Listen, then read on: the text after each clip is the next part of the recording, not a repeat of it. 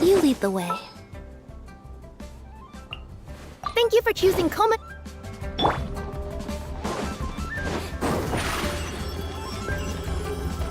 Over here!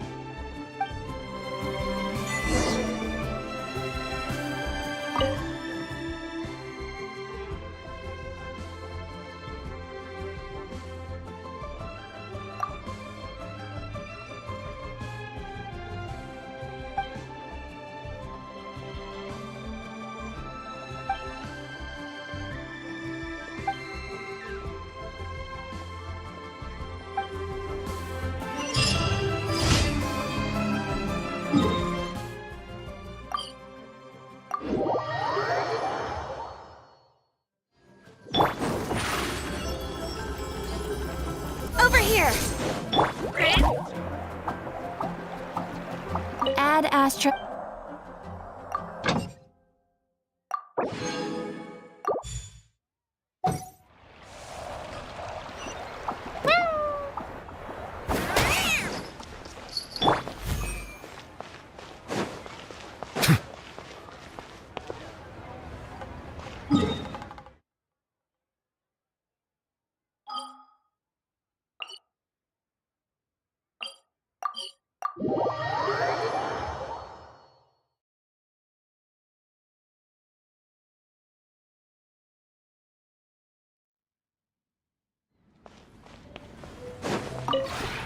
Would you care to see?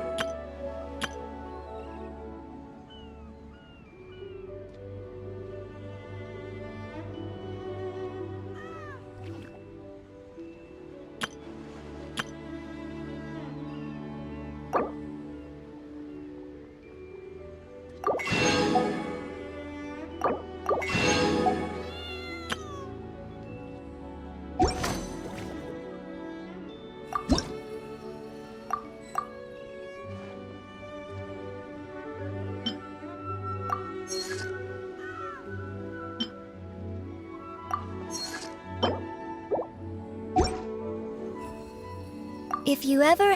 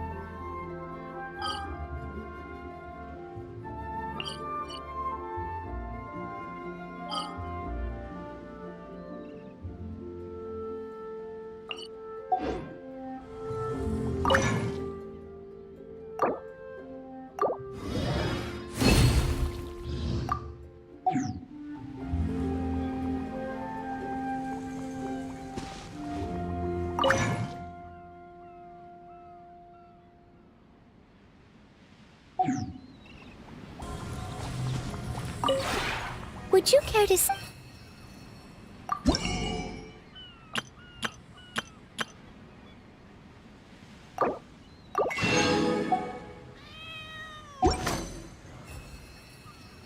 If you ever...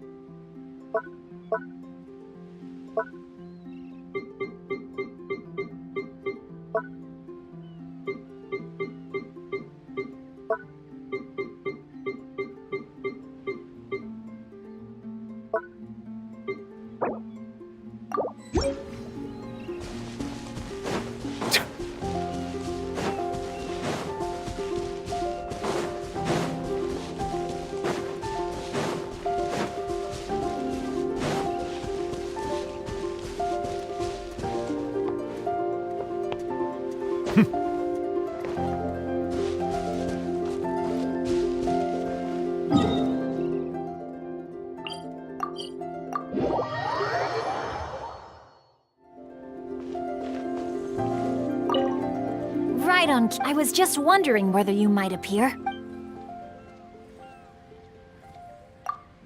Even if it were to exist solely upon the page, this teapot realm would not fail to inspire. And yet here I am, perceiving it with my own senses. Naturally, I couldn't be happier. Not to mention... Well, I can read at my leisure here, for hours on end, without any fear of interruption. Ah, the perfect getaway. Shh, not so loud. I wouldn't dream of neglecting any of that. But please, don't let anyone else hear you talking about it. My father and brother are always ready to give me another earful. Right on cue. I was just wondering whether you might appear. But of course, it's always a pleasure to talk with you. Tell me, what have you been doing recently?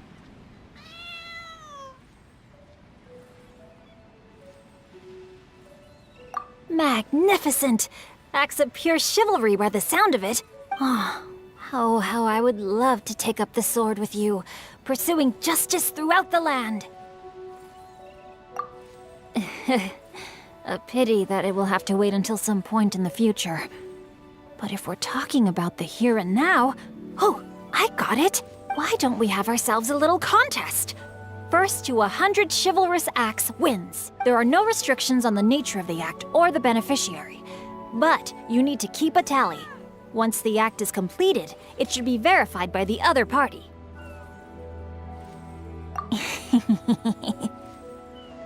Oh, don't mind me. Just don't expect to win too easily.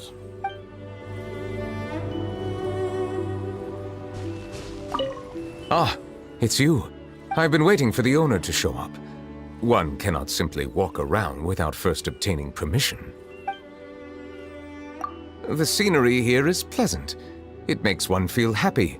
But I've been meaning to ask, does it never rain here? Oh, splendid. I've long heard tell of the hot springs in Inazuma, but did not expect that I would see them here. You are saying the water is just artificially heated. That's quite understandable. Even long ago I had heard that there are no natural hot springs in Inazuma either, and that their current facilities were imported and developed by their treasury department. The experience is not much different from that of an authentic, natural hot spring. Ah, it's you. I've been waiting for the owner to show up. One cannot simply walk around without first obtaining permission. Of course. Is there anything you would like to know? For example, my experiences of taste testing the renowned springs of the world? Ah, then you are missing out on a great many good things in life. Perhaps that can't be helped. Some things come naturally to certain people, but not to others. Did you know that Vishops lose the ability to distinguish colors over the course of their evolution? After the window of opportunity closes, they won't ever be able to enjoy colorful paintings again. Oh, I just learn things like this out of personal interest. 2 things I've learned from the story of Vishops are: first, we must respect the differences between all species, as well as all individuals within a species. And second, we mustn't squander the best years of our lives. How about you? Can you think of anything you should do when you are young, and not wait until you are too old to begin to regret it? Ah, an excellent answer. It exceeds my expectations. If only people could actually do that, it would be wonderful. Failure to do so only floods the world with sorrow.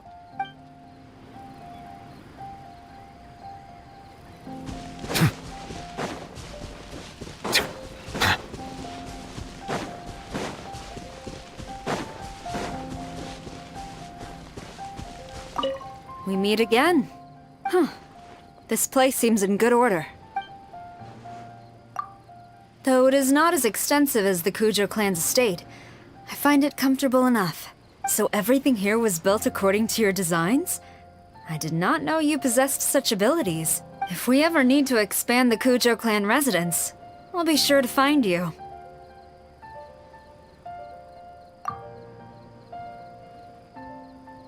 I have not yet mentioned any specifics, and you already agree so readily? Huh. Either way, I'm not here to twist your arm. You needn't worry. In fact, there is little that can be changed about the Kujo clan residence. I mean, it would never become a place like this, at least. I've never visited a place filled with such vitality and happiness. We meet again? Huh. Going to bed at this hour? Perhaps there's something on your mind. If so, there is no harm in telling me. If not, then all the better. There's no reason for you to worry needlessly. If there's nothing else, then, good night.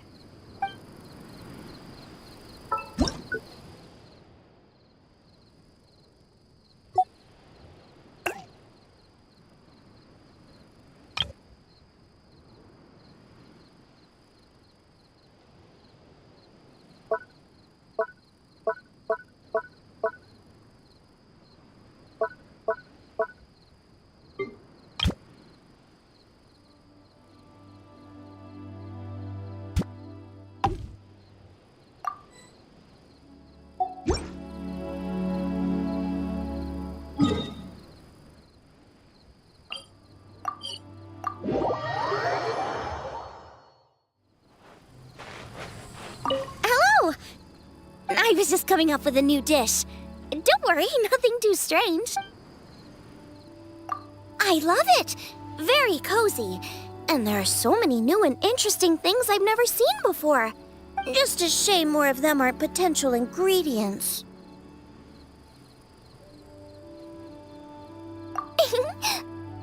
But really, don't worry about it. Combining existing ingredients in new ways already allows for countless variations in flavor.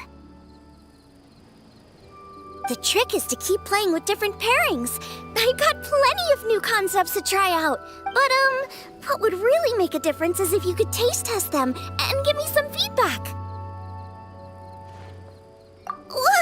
Really? Great! I'll get cooking. Hello! I was just coming... Absolutely. Service isn't for a while yet, so there's nothing on the stove. Yup. Gastronomy just makes me happy. The best part is seeing smiles on my customers' faces. Those are the real fruits of my labor. Oh, and it's really nothing to do with rare ingredients, secret recipes, or anything like that. I just use my own methods and try to bring out the best in every ingredient. Certainly seems to satisfy my customers. Still, it can be difficult at times. That does happen, but I wasn't talking so much about the food as, well, Sometimes customers get to talking to each other and they chat for so long that their food starts to get cold. I know I shouldn't really interrupt them, but reheating the food just ruins the flavor. It is! I knew you'd get it! I feel a lot better after talking to you about it, though.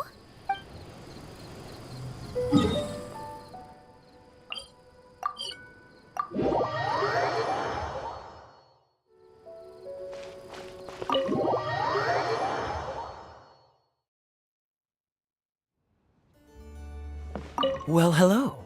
I didn't expect to see you again so soon. Oh, I feel quite at home already. Although, I feel that at home doesn't express my feelings in their entirety. Surprised is more how I'd describe the feeling I had when I first set eyes on this place. Exactly that. It's more beautiful than I imagined. It's been a while since I moved here, though, so the initial sense of surprise has mostly worn off. Now, this place feels comfortable, like somewhere I belong. Who'd have thought? Well, hello. I didn't expect to see you again so soon. You've come to the right person. Speak your mind. I'm more than happy to keep you company. Though it's too bad we don't have anything to wet our whistles with. Well, largely because I like the taste, but I can't deny that I also like how it makes me feel. Goodness, look at you, leaping to conclusions. Do I look like I've been through that much? I'm quite content with my life right now. I have to say, though, that chatting with you is quite intoxicating. Actually, in much the same way that drinking is. So, I suppose, I'm just greedy and want to enjoy both of these pleasures at the same time. What an interesting metaphor. I hadn't looked at it from that angle. Let me think. Your analogy seems largely correct. Save for one small detail. You, of course, are the main ingredient in said cocktail. Well, hello. I didn't expect it. You're already here by my side. What more could I ask for? Though, I would like to know one thing. Is there any way in which I can be of assistance to you? How flattering. As always, I speak only from the heart. Nothing would make me feel prouder than knowing that my words of advice are of some help to you. That would imply that you trust me and proves that I am capable of helping you solve your problems. In fact, would you like me to compile a guide for you? It would contain all kinds of practical knowledge for at home and on the road, including the techniques I have developed for communicating with people from all walks of life. I'd like to share it all with you. My pleasure. I'd better get to work then.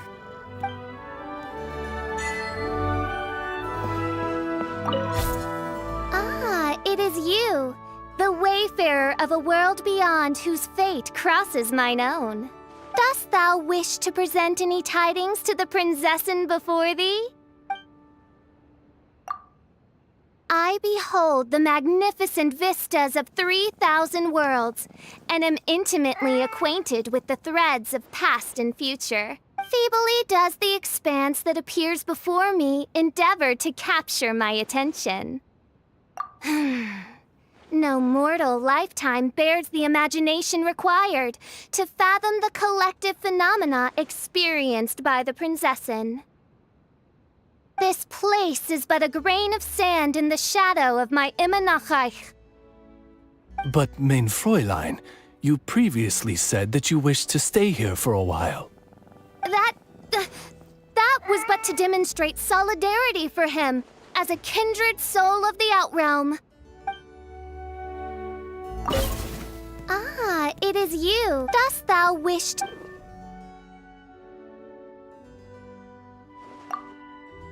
Stalled have I the inexorable march of time, and veiled the omnipresent gaze of fate. Traveler from beyond, the sovereign prinzessin shall arbitrate the discord of thine heart. What main Fräulein means is that she happens to be free right now. If there is something on your mind, she is happy to listen. Preposterous!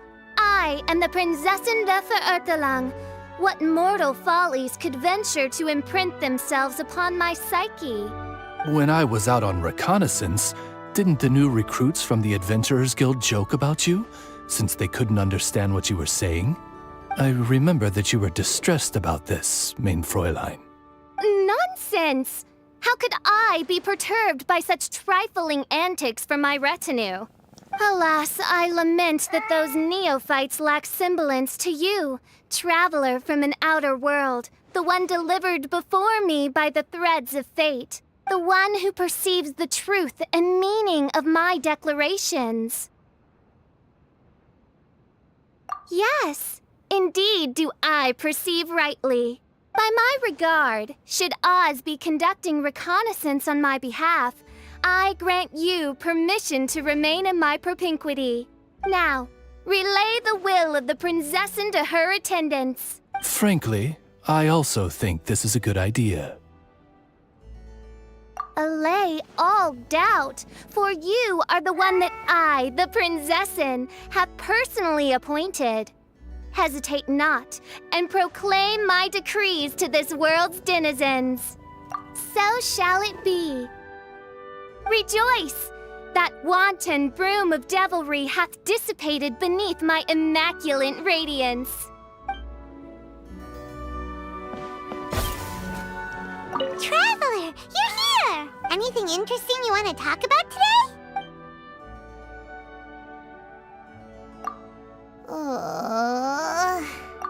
No.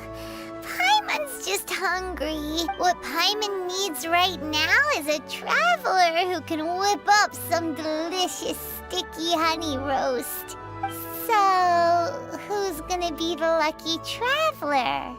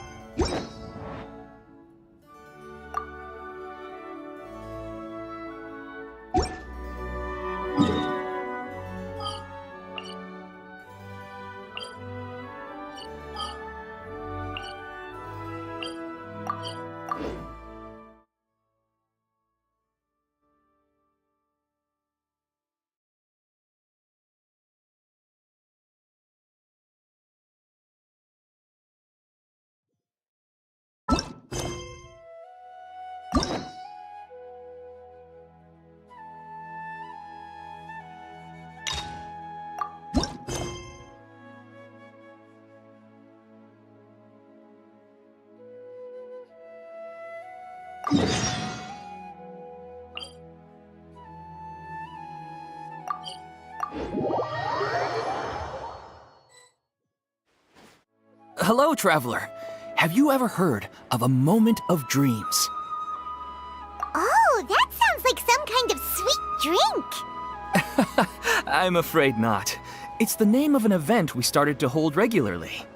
Dreams have become quite the hot topic in Sumeru, and many people are excited to share the dreams they've seen at night. The same goes for me. The last time I dreamed was when I was but a little child, so I can't help but feel excited and nostalgic about dreaming again. Oh, right. Everyone's able to dream again now. Yes, we organized an event to give everyone with new dreams a platform to freely share their experiences. And thus our event, A Moment of Dreams, was born. So, it's kinda like a fireside chat. You could say that. We hear all sorts of wild and fabulous stories every day. Really, why not have a listen for yourselves? Yeah, but to us, dreaming is as normal as breathing. Wait, but if there are free drinks and snacks involved, then Paimon might consider it. Oh, really? So you mean you've already seen many dreams? But no need to get so excited. It's really nothing special. No. We need experienced participants like you to share your experiences with dreaming. Please allow me to address you two as dream experts.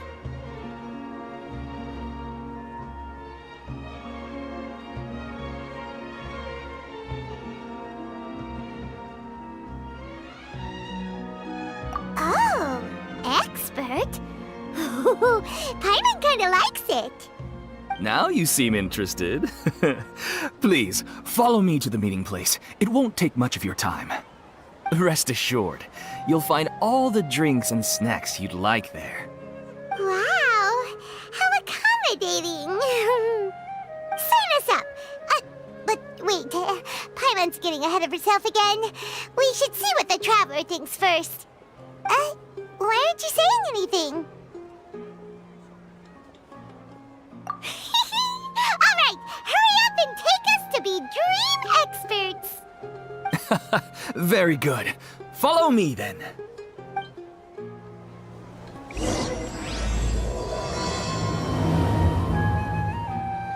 Do you know what's the most important part of being an expert? Well, I suppose it must be accumulating knowledge and sharing your experiences? Nope, it's all about the title. From now on, Paimon will be known as Paimon, the Dream Expert. Okay. Sorry to interrupt, everyone.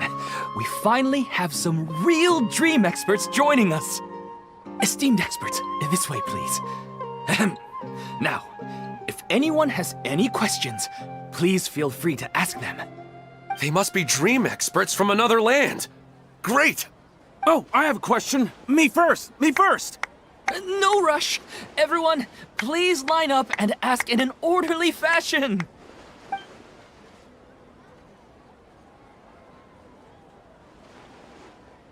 Whoa, Paimon didn't expect them to be so enthusiastic. My question is simple. My everyday life is very difficult, so I would like to become a slime in my dreams. How can I do that? Oh, Paimon knows! Paimon's had this kind of dream before, so she knows a thing or two.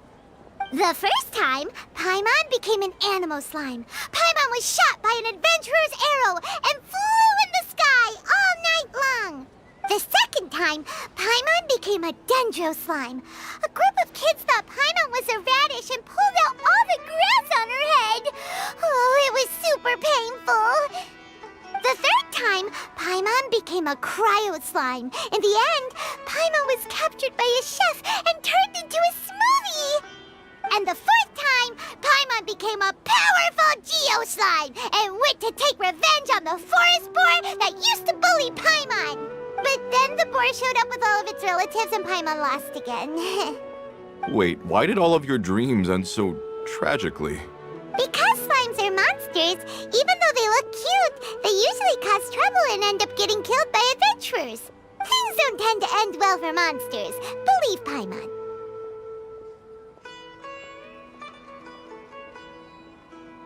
I suppose you're right. They are monsters, after all.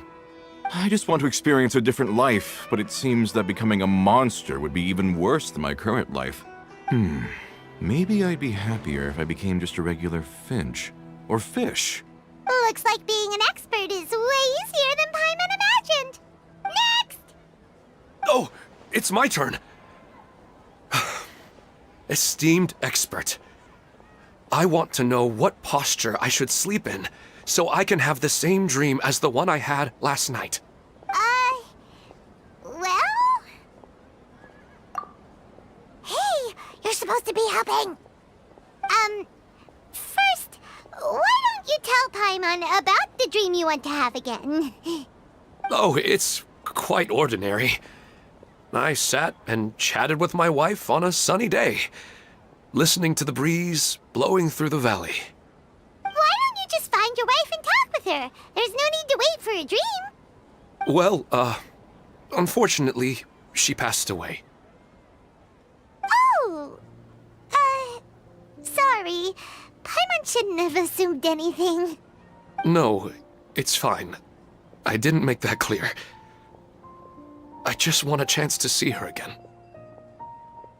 Yeah, it's not really about posture.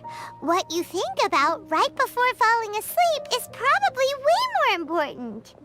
Oh, is that all I have to do? Think about it. If you're the one thinking about her, and you're the one that'll be dreaming about her, then it'll be easier to connect your thoughts and dreams. You do have a point. I'll give it a try tonight. Thanks for your wise advice. Oh, my turn, my turn. I want to know the name of the plant in my dream. I want to bring the souvenir box to my room into my dream. I dreamt of a raven flying over the wasteland last night. Does that have any kind of special meaning? Hey, no rush! One at a time!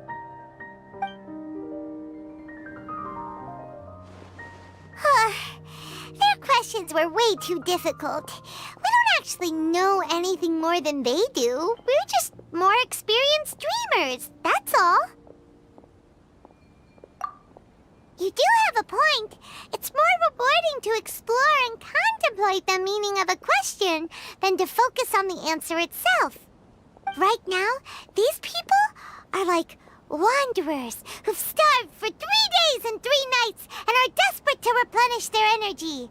Any explanation they get now is like pure sustenance to them, no matter how good the explanation really is.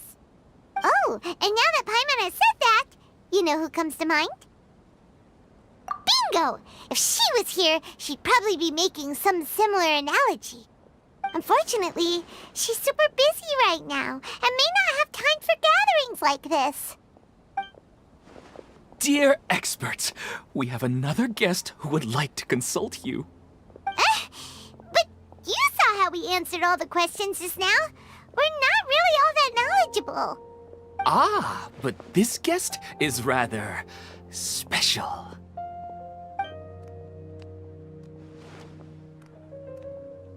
My question is, why didn't you immediately tell me about such an interesting place? Huh?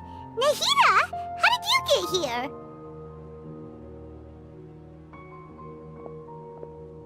Interesting events like a moment of dreams don't happen every day after all.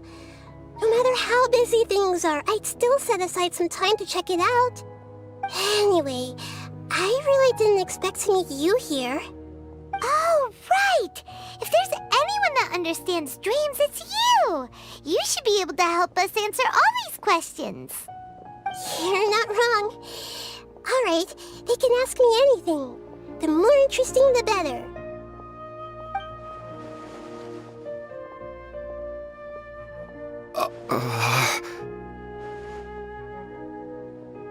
Huh?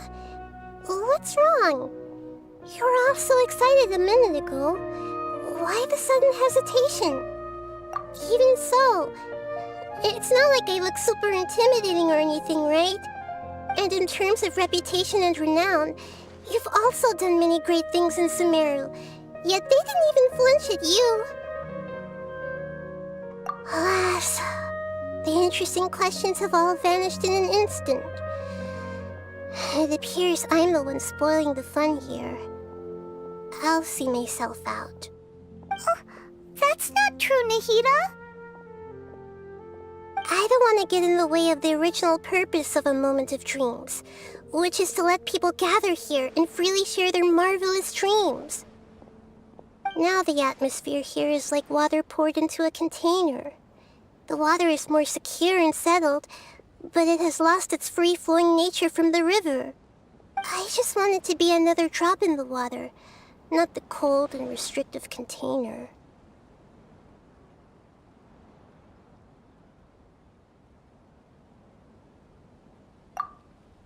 She's sulking. Hey! It's alright, everyone! No need to be shy. The Dendro Archon is really nice, so please just go ahead and ask. Otherwise, she'll leave. All right. I'll give it a try. Oh, it's the slime guy.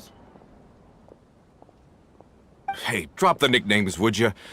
Besides, I don't want to become a slime anymore. Maybe a finch or fish is more suitable for me. I see. So you want to become a small animal in your dreams, right? Why do you think that sounds good to you? I guess I just want to experience something different. My everyday life is nothing but the same. The sky is right above me and the ocean just over the horizon, yet I remain caged in a life of monotony. So you want to experience something new in your dreams? Sorry.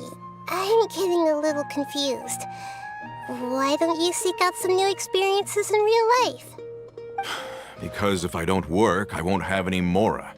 Sure, I don't want to be out hammering nails and cutting wood every day, but I have aging parents and young children to take care of. By the time this all dawned on me, I realized that my life has already been filled to the brim by trifling matters, and I have no more freedom. But if that's the case, then even if you became a flying bird or swimming fish, you will still be hammering nails and cutting wood in your dreams. The reason is you've already been caged. It doesn't matter what your physical body turns into. Your mind will still be stuck in the same predicament. Really? That sounds pretty terrible. Then what should I do? I don't know everything that you're going through, but how about replacing your hammer? Huh? Replacing my hammer? That's right. Having worked for such a long time, you of all people must know what makes a good hammer. Well, of course. A good hammer needs to be heavy enough to drive the nail in with just a couple taps, and the handle has to have a good grip to it, not too smooth. Come to think of it, I haven't replaced my current hammer in quite some time. You should replace it. Then decorate the handle with something you like. Maybe some ornaments, fur, or hard leather wrapping. Then, write the names of your children on it. That makes sense. I think it'd give me a good boost of energy at work. A new sense of adventure often begins with the little things in life. You don't need to become a bird in the air or a fish in the sea. You only need to do your best in life, and all those things you cherish will become your source of happiness. Yes, I get it now. This is a real eye-opener for me. I'll go and pick out a new hammer right away. No, I should make one of my own. Thank you, Great Dendro Archon. That's our Nahida! Only you would know how to get right to the heart of the problem. Actually, I didn't really understand the problem. Huh? I gave him that advice because I once saw a worker doing the same thing. Whenever he became tired, he would look at some names on the handle of his tool. After a moment, he'd start to smile. It really surprised me at the time. My guess is that the names on the handle were of important people to him.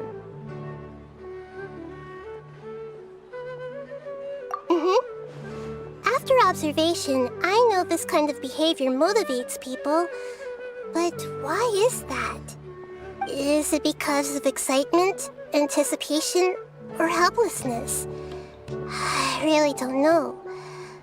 And even if I could know what's going through his mind, it's still difficult to fully grasp his feelings. Oh, Paimon gets what you mean. Huh. Paimon had no idea it takes you so much effort to understand these kinds of things. That's why I was a bit nervous just now. But luckily, seeing his happy face in the end reassured me that I didn't say anything wrong. Don't mind me, though. This is just my way of learning. Hey, don't forget about Paimon! Everyone knows that Paimon's also super skilled at reading people's feelings. Thanks, you two. That makes me feel a lot better. Let's move on to the next question, shall we? I already asked the experts my question earlier, but I wanted to hear the Dendro Archon's response too. What should I do if I want to see my deceased wife in my dreams every night? Longing for the deceased. Even if you keep reliving those beautiful memories, it'll only highlight the emptiness in your real life. If your wife were still alive, she certainly wouldn't want to see you like this, would she? No, I suppose not. But our time together in my dreams is not just reliving our past together. I don't know. Maybe it's because I miss her too much. But it's really as if she had come back to life in my dreams. She even remembers each and every dream. After I wake up and then continue dreaming again later, we can pick up our conversation right where we last left off. That's really amazing. Statistically speaking, continuous dreams are extremely rare. It's almost as if my wife has obtained a second life in my dreams. But the more vivid she appears, the emptier I feel and the more painful it is when I wake up. I don't know whether to call it a blessing or a curse. Maybe all of this is rooted in your deep longing for her. Were there any unresolved matters or regrets between the two of you? I don't know. I suppose my biggest regret is that I couldn't spend the rest of my life with her. I really felt like I was ready to move on. I wouldn't be so hesitant now if it weren't for these hyper-realistic dreams I've been having. Huh. You know, they say that whatever's on your mind is what goes into your dreams. But dreams are, and will forever be, just dreams. We are people living in the real world. It's not good to be overly obsessed with dreams. All it'll do is fill up your mind and eat away at your thoughts. Yes, I know. That's why I'm also a little disappointed in myself. I still need to take care of our child. And it's probably not good to let her see me in such a state. Anyway, thanks for your advice, Great Dendro Archon.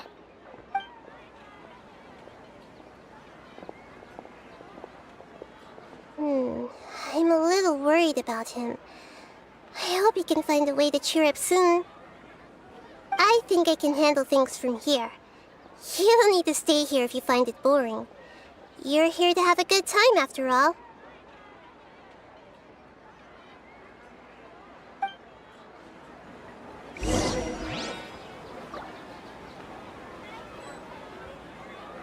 Another recurring dream?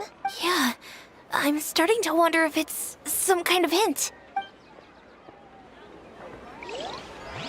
I didn't expect the Dendro Archon to attend this event in person.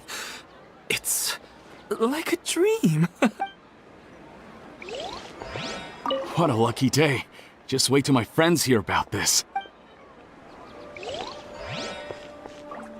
I wish my dreams could be a little more practical, you know? Maybe something like becoming rich and famous overnight.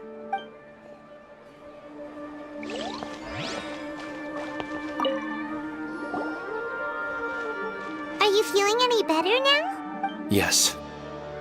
I think the Dendro Archon made a really good point. I need to stop dwelling on my wife like this and move on with my life. Now that I think about it, my wife and I always meet at a familiar place in my dreams. I know where that place exists in reality, but it's a bit far and dangerous. I don't dare to go there on my own.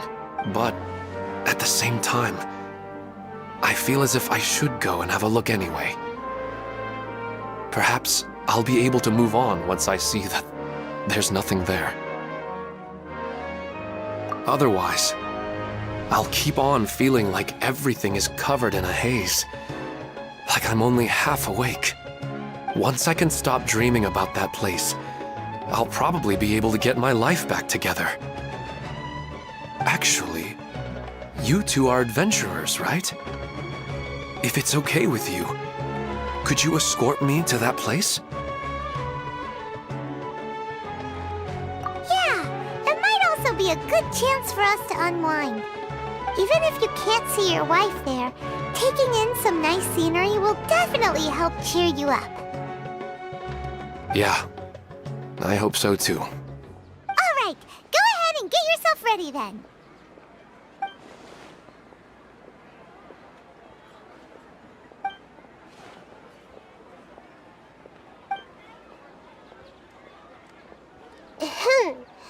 Are you headed off to some interesting place without telling me again?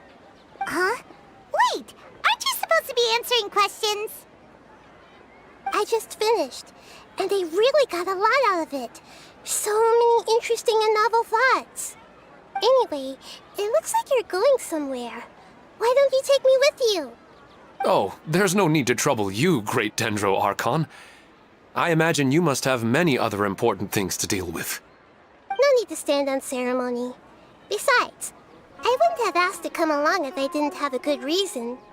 I wanted to use this opportunity to discuss with you some things that are puzzling me right now. Huh. I didn't know the Great Dendro Archon could become puzzled too. I'm not all that different from you, you know. Alright, let's go. We can talk on the way.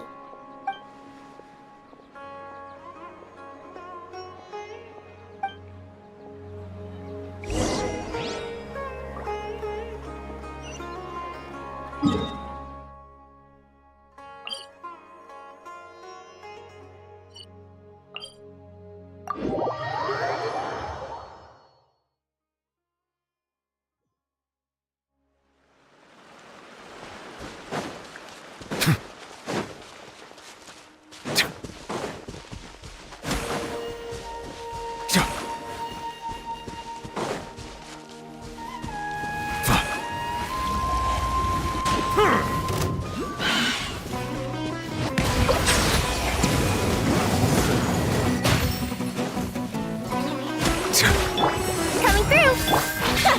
Trip on up! Be sanctified.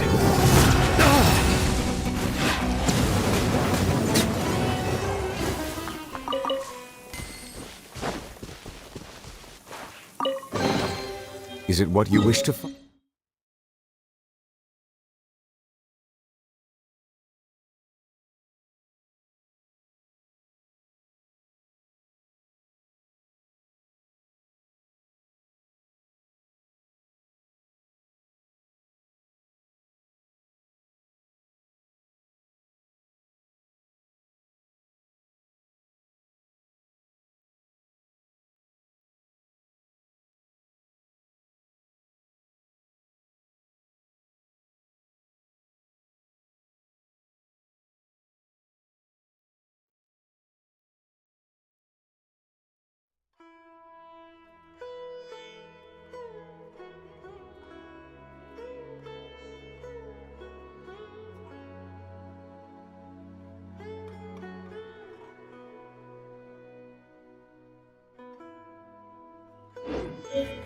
Hopefully the excitement of opening a treasure chest has at least made it a worthwhile experience.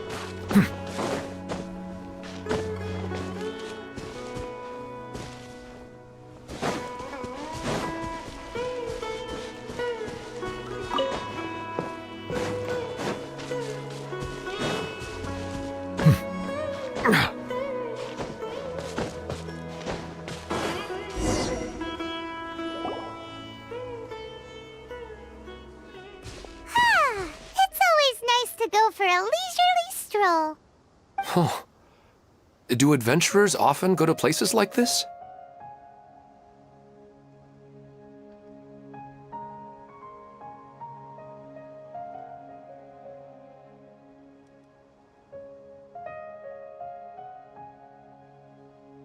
Huh. I guess so. So, this is where you always meet your wife in your dreams? Yes, for the most part. Our place is on the summit, just up ahead. When I saw her in my dreams, we didn't do anything but talk about ordinary, mundane topics. I'd tell her about our daughter, Haidar, and she always listened intently. She would also reminisce about the past with me, telling me interesting stories and cracking jokes. It feels like no matter how long we may chat, it's never enough. Sometimes, it's the little things in life that matter the most. This is the part I'm a little puzzled about. I am very familiar with dreams, and normally, they lack logic and continuity. But you said she could remember what you had told her before, right?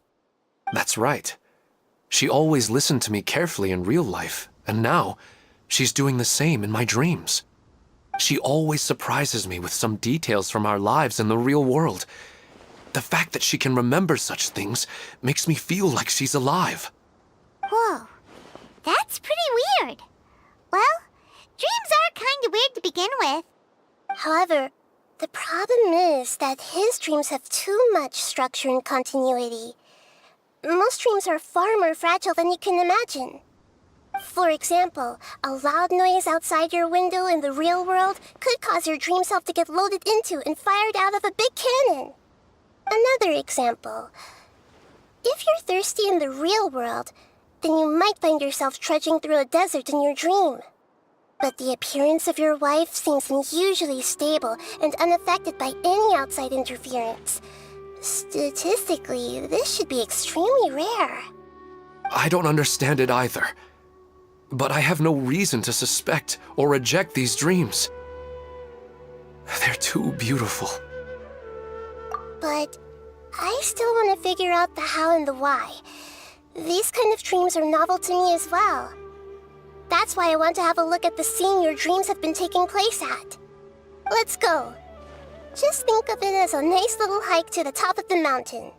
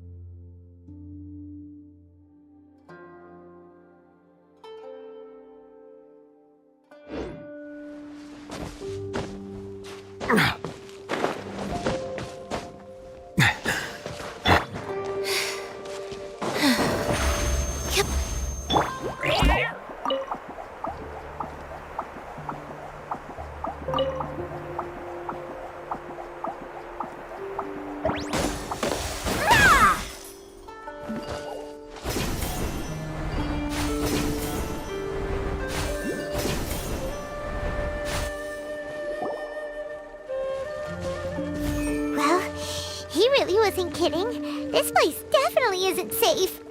No matter. We'll just finish them quickly. Huh? Are you going to fight too, Nahida? Of course. This is all part of our little trip.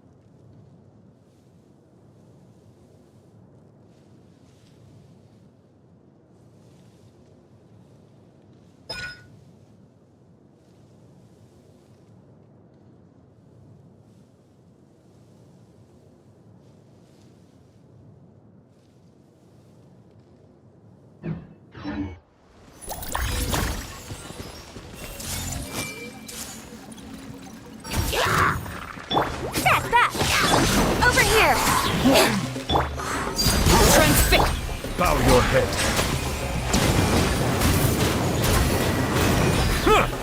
Settle down.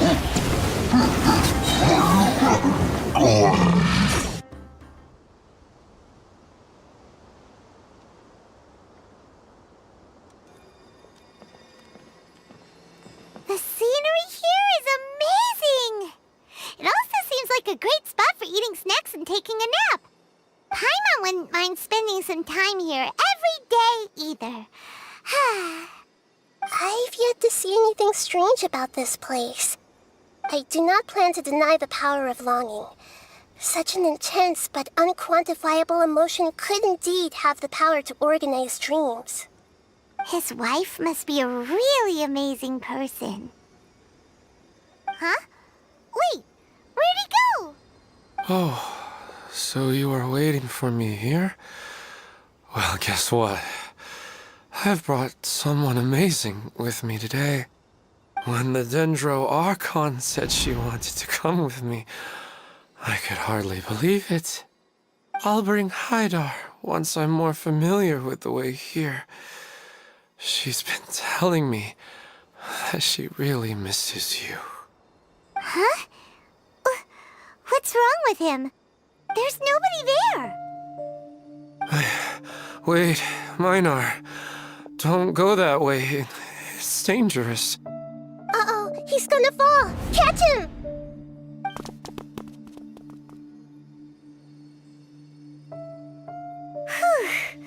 Luckily he didn't fall. But what was all that rambling about? He also looks like he's passed out. He's in a dream now. What he said just now matches almost perfectly with the dreams he's described to us earlier. Oh, so he fell asleep and started to have the same dream? I find it a little strange as well, but we mustn't awaken someone while they're sleepwalking. All we can do is sit here and wait. Huh? Minar. Where's Minar? Oh, good! You're finally awake! What happened? Huh? Sleepwalking? Oh, right. It was all just a dream. The moment I reached the summit, I saw my wife, Minar, sitting there, and walked over to her. After I introduced her to you, she seemed a little flustered and started walking away. I told her to stop because of the cliff, and then she seemed to suddenly disappear. A strong wind started to blow around me and the sky grew dark. When I realized something wasn't right, I woke up. That sounds pretty wild. Maybe you were just too tired. I don't think so. I slept a lot yesterday, and I don't feel very sleepy now. Maybe we've affected the way his subconscious constructs dreams by following him here. Anyway, all that matters is that you woke up safe and sound. I think I know what happened now. I'm sorry. If it weren't for you, I would have fallen. Let's head back now. Don't come back to this place again for the time being. Oh, okay. Nahida, what's on your mind? Paimon's a little worried now. We still don't have enough evidence to work off of, so it's hard to draw any reliable conclusions yet. But I'm concerned that Ilmon's case may not be unique to him. Oh, right! Come to think of it, there were lots of people from the event who had vivid memories of their dreams.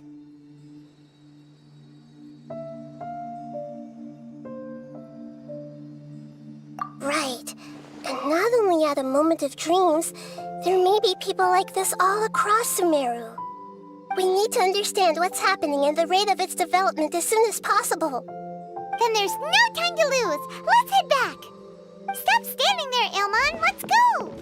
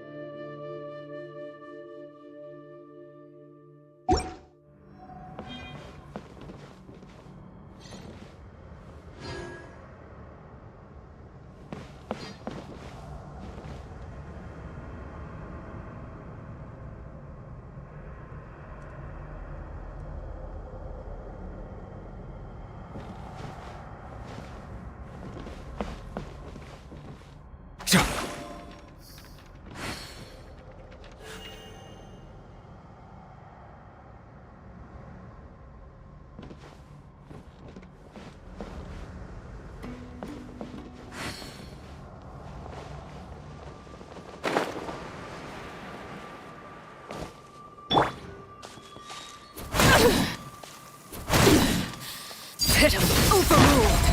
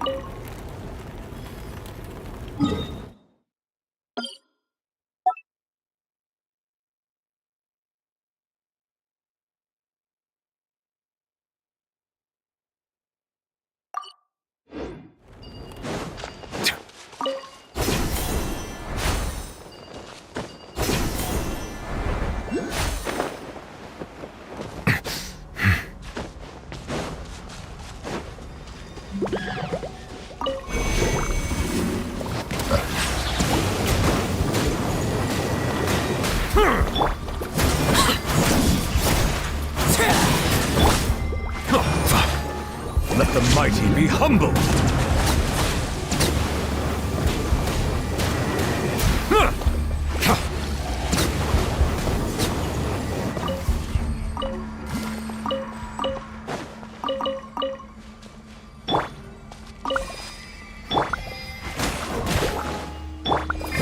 Laid bare, everlasting as the moon!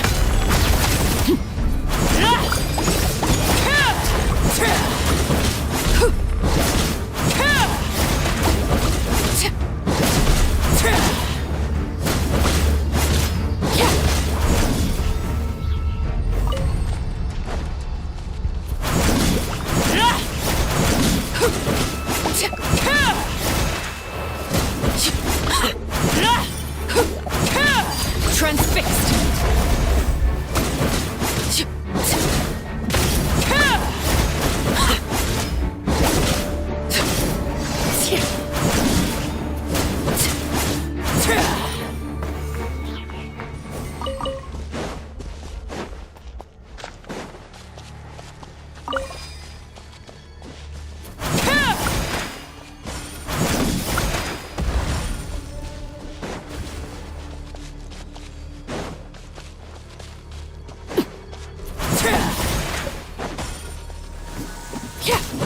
Silence!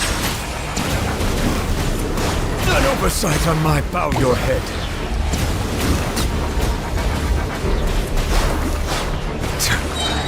Be sanctified.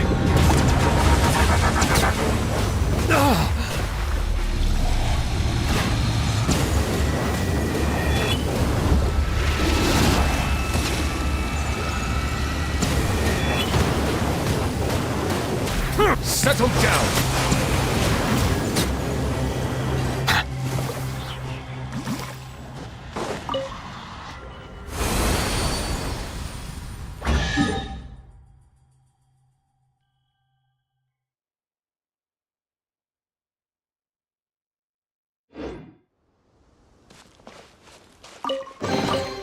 Is it what you wish to find?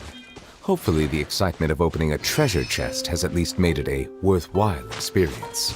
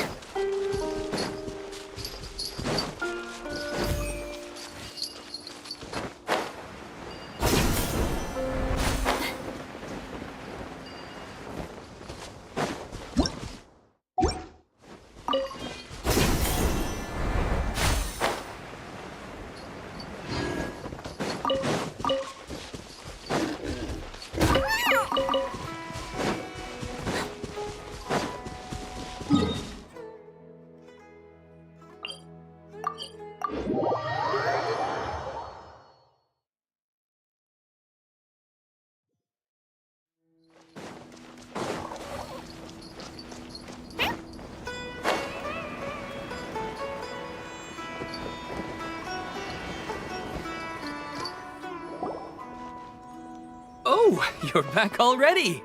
How'd it go? We have an emergency on our hands. Please notify everyone here that while they can continue to discuss their dreams, they mustn't try to visit or recreate the locations and scenes that they have been experiencing in them. What? All right, if that's the wish of the great Dendro Archon. But could you at least tell me what happened? You all look so serious.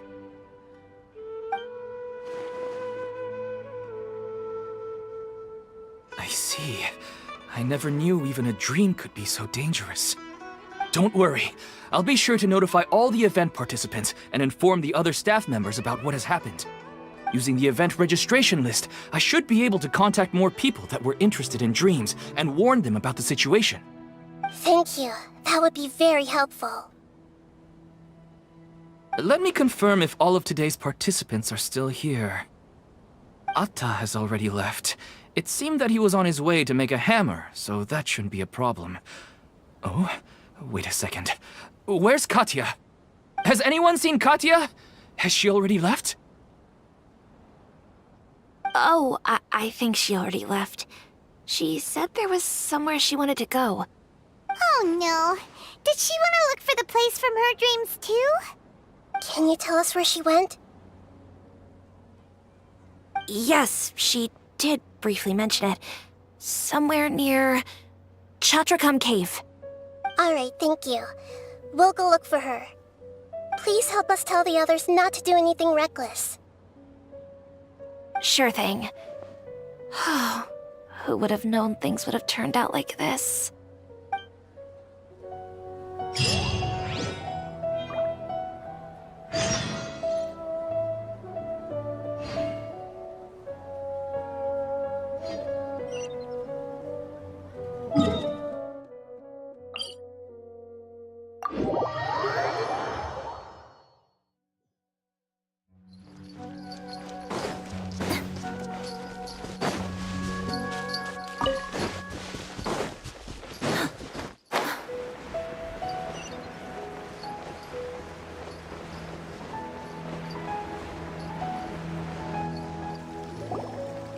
Look!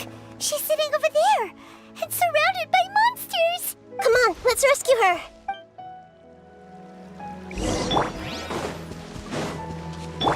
Let's leave her a little.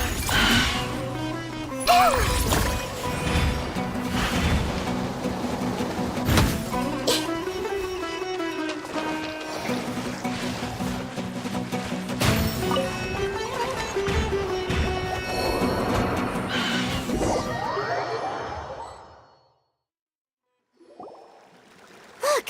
She's sitting over there! And Come on, let's rescue her!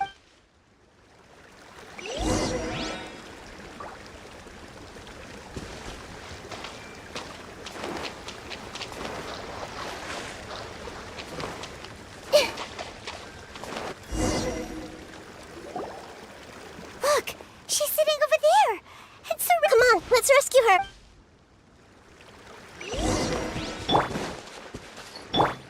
Everyone hold hands!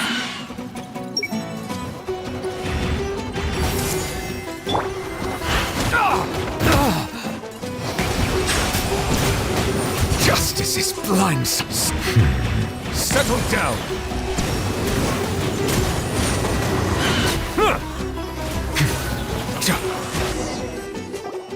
She seems to be in the same condition as Ilman earlier. Yes, but luckily she hasn't been injured or jolted awake yet. Let's carefully move her somewhere safer.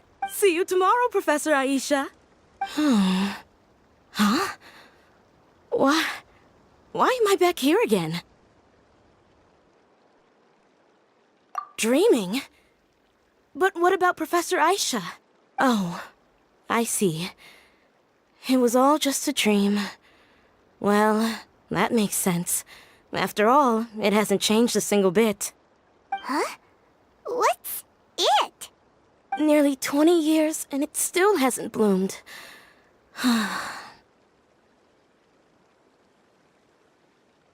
Does it have something to do with your dream?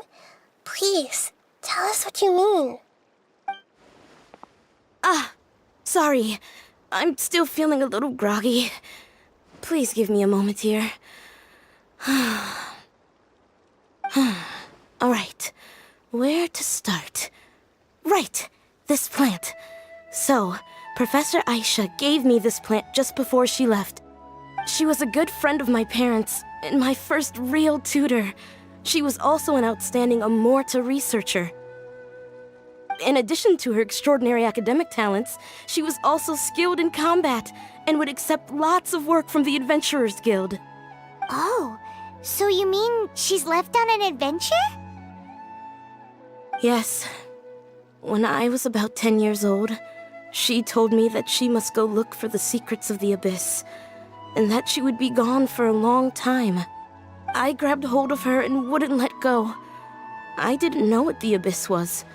I just knew that she was like family to me. She hugged me, and we cried for some time until I fell asleep. When I woke up, I was already back home. She still decided to leave, but had left behind a letter for me saying that I was the person she cared for most in this world. She claimed that investigating the Abyss could help more ordinary people protect the people and things they care about. She had obtained some important evidence during her past adventures. If she didn't set off right away, she might miss the perfect opportunity. Guess Ad Astra Abyssosque isn't just a slogan. She left a seed in the letter, telling me that if it sprouted and bloomed, then she'd come back no matter what sort of risky situation she was in. She said she looked forward to seeing me all grown up. But strangely, I've tried watering it, feeding it, everything I could think of. But I've never been able to get it to bloom. I even went to ask the Amorta researchers, and they couldn't explain it either. May I have a look at the plant? Of course. I was hoping the great Dendro Archon could help me solve this problem. Let me see.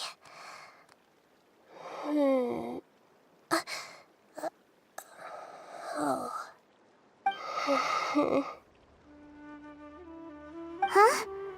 We've never seen that look on Nahida's face before.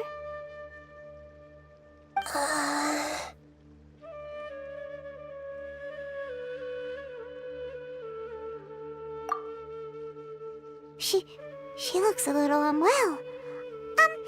Hold on, we'll be right back.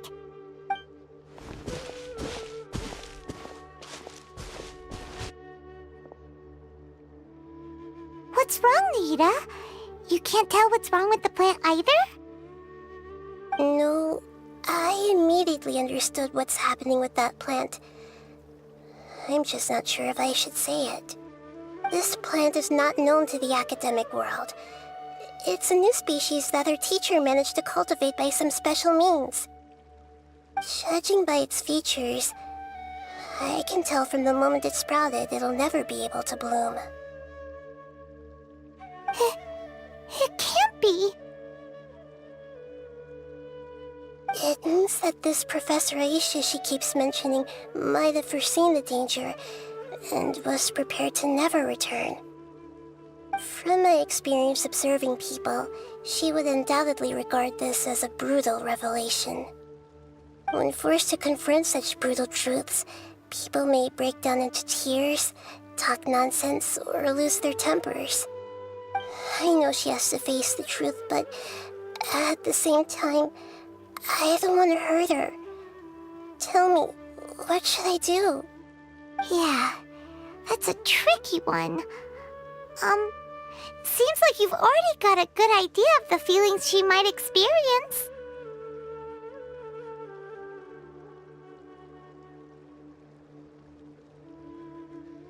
But wouldn't that mean I'm just pushing it all on you? What if she just gets angry at you instead?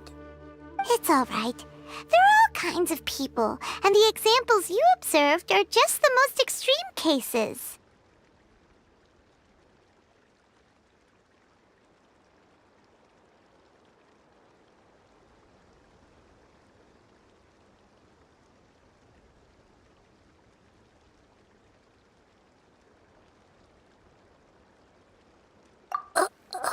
Okay. Thank you. Let's go back and tell her.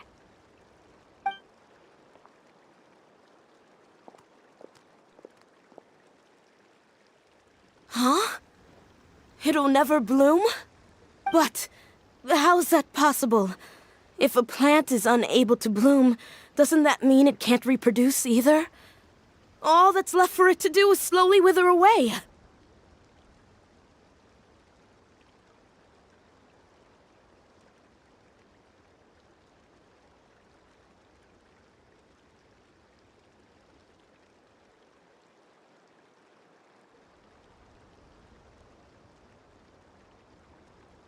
Are you saying she never intended to return? Seriously? So everything she said was a lie? But she meant well. Since the separation was inevitable, she hoped that you would be able to come to grips with such a cruel parting a little later in life.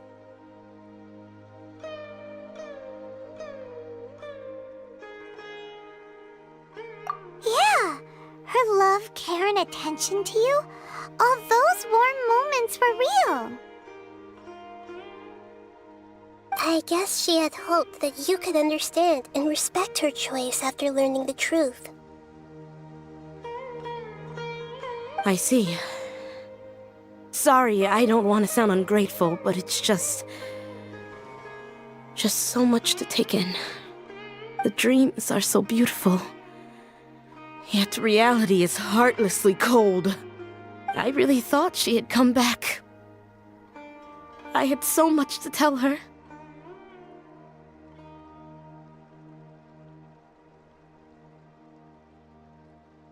These dreams may not be as pure and beautiful as they seem. Some kind of power may be exploiting your feelings. Really? Yes. So with that in mind, until our investigation is completed, please return to the event and ignore any further temptations from your dreams. I see. Thank you for rescuing me, and sorry for the trouble. Luckily, the plant didn't get hurt either. Otherwise, I wouldn't have anything left to remember her by. Thanks, Traveler and Paimon. She seems to have finally accepted the truth, but I think she'll still need a long time to come to terms with her feelings. I saw her waver the moment you mentioned love. It was almost like a gentle rain, arriving just in time to put out a fire that was about to spread. It's because people have something called empathy. Empathy? I see. This is valuable knowledge indeed.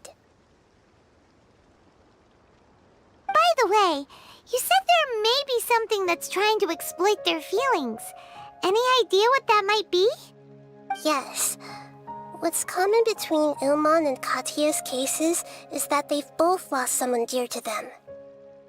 And now, they get to meet the people they cherish in their dreams again, and the people feel more real than anything a regular dream could hope to create. Instead of interpreting it as a result of their longing, I have to consider a more antagonistic explanation. Someone is taking advantage of their longing. Yeah, they're just causing these people to dream. What are they after? This is exactly what we need to investigate. Anyway, let's pay another visit to a moment of dreams. I have a bad feeling about all this. I hope things haven't gotten any worse.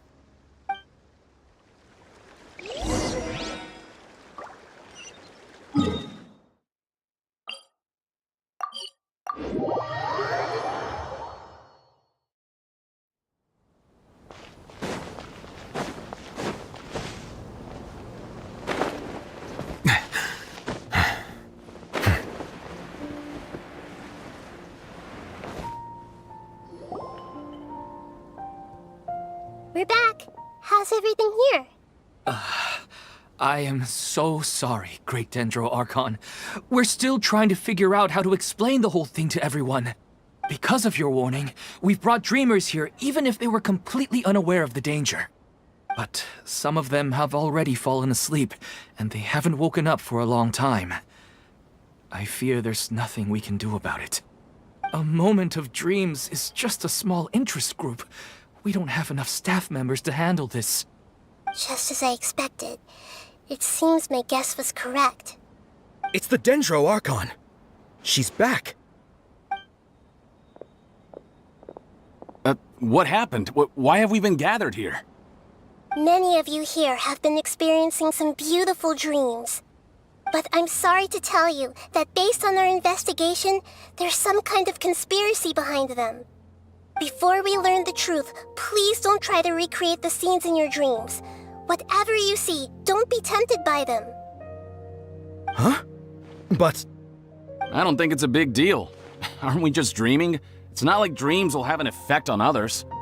We've already met 2 people who ran off to the countryside alone and got caught in dangerous situations by falling to the temptations in their dreams. That's right! These aren't just dreams! It's serious! All right, I get it. So does that mean once we have some conclusive results from the investigation, we can continue to enjoy these dreams? Yeah, I still want to visit my sister in my dreams.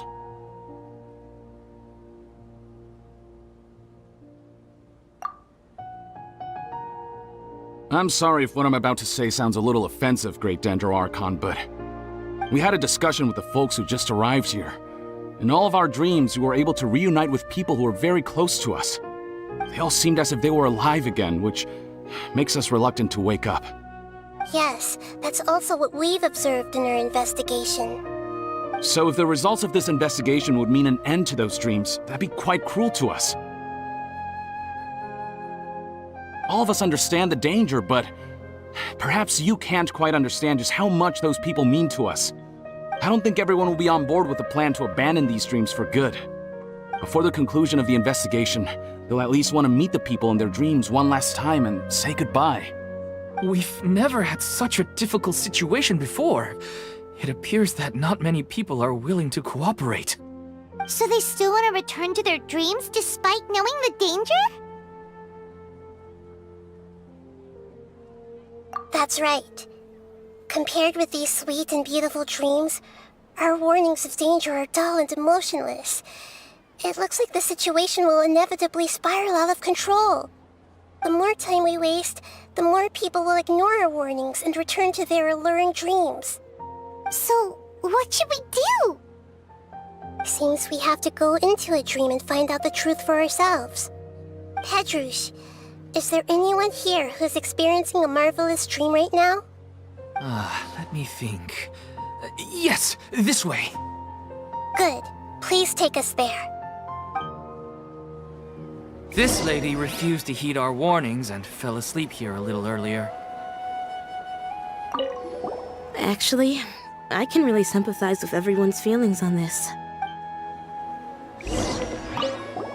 Sorry, I might have spoken a little out of turn just now. I just think that the gods really don't understand us sometimes. All this commotion's making me wish I could experience this kind of dream too. No way! Not on Paimon's watch! All right. No need to get so worked up.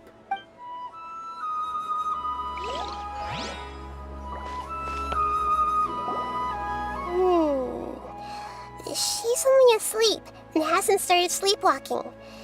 It seems she hasn't sunk too deep into her dream yet. Do we also need to fall asleep if we want to go into her dream? Don't worry about that.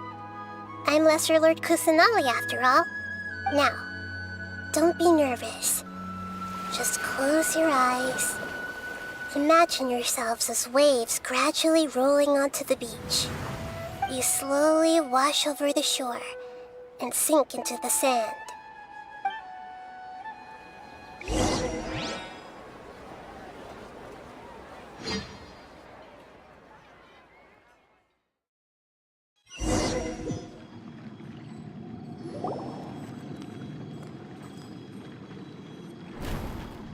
What's wrong, Traveler? You look a little disoriented.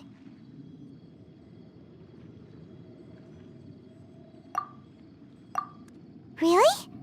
Paimon didn't notice anything. Anyway, seems like we've made it into the dream. I thought we would arrive at some familiar scene, but we seem to have landed in a completely unfamiliar place. Whoa! So many giant plants! Even in the sky! Amazing. Theoretically, we should have gone straight into Debbie's dream. Things do seem to have gone a bit sideways here. Anyway, let's see if we can find any leads.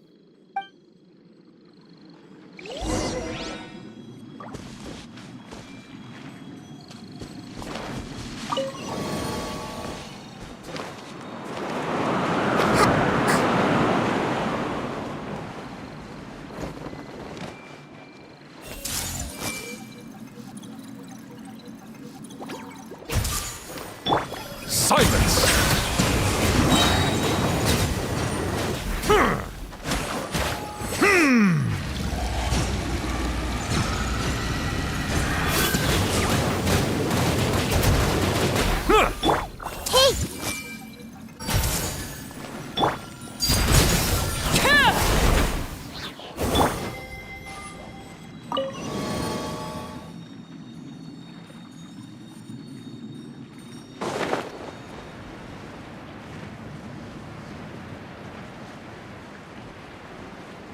Huh? A door? Wonder where it could lead. Well, it's not like we have any other way to go now. Let's go in and have a look.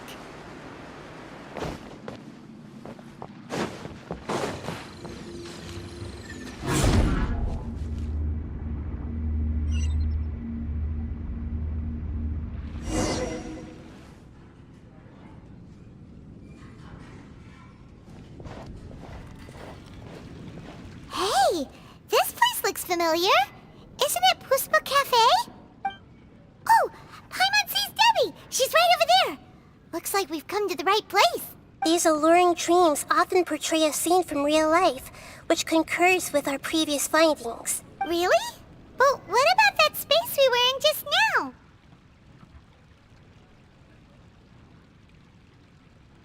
You can't mean this is another collective dream?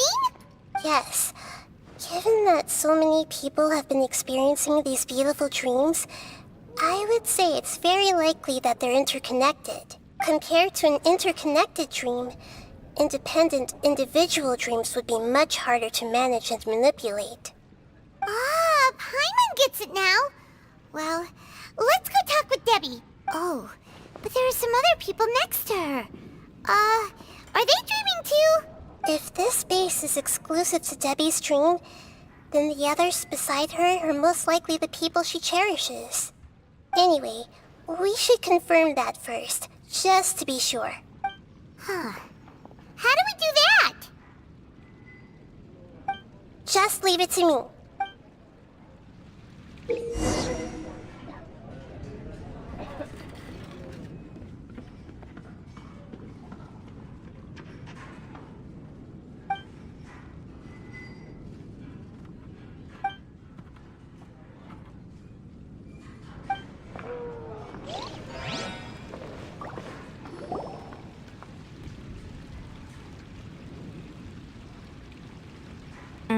The coffee here still tastes the same as ever. You two have traveled all around Tibet. Surely you've all tasted better coffee than this. I suppose so, but no matter how good things may be elsewhere, nothing beats the taste of home. That's right. It's hard to change your tastes. Anyway, here's to your return home. Welcome back, everyone.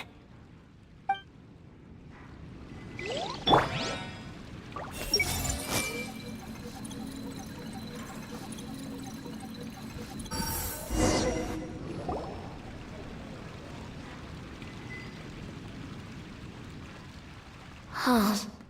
How could they be? Well, I guess it doesn't matter. Huh?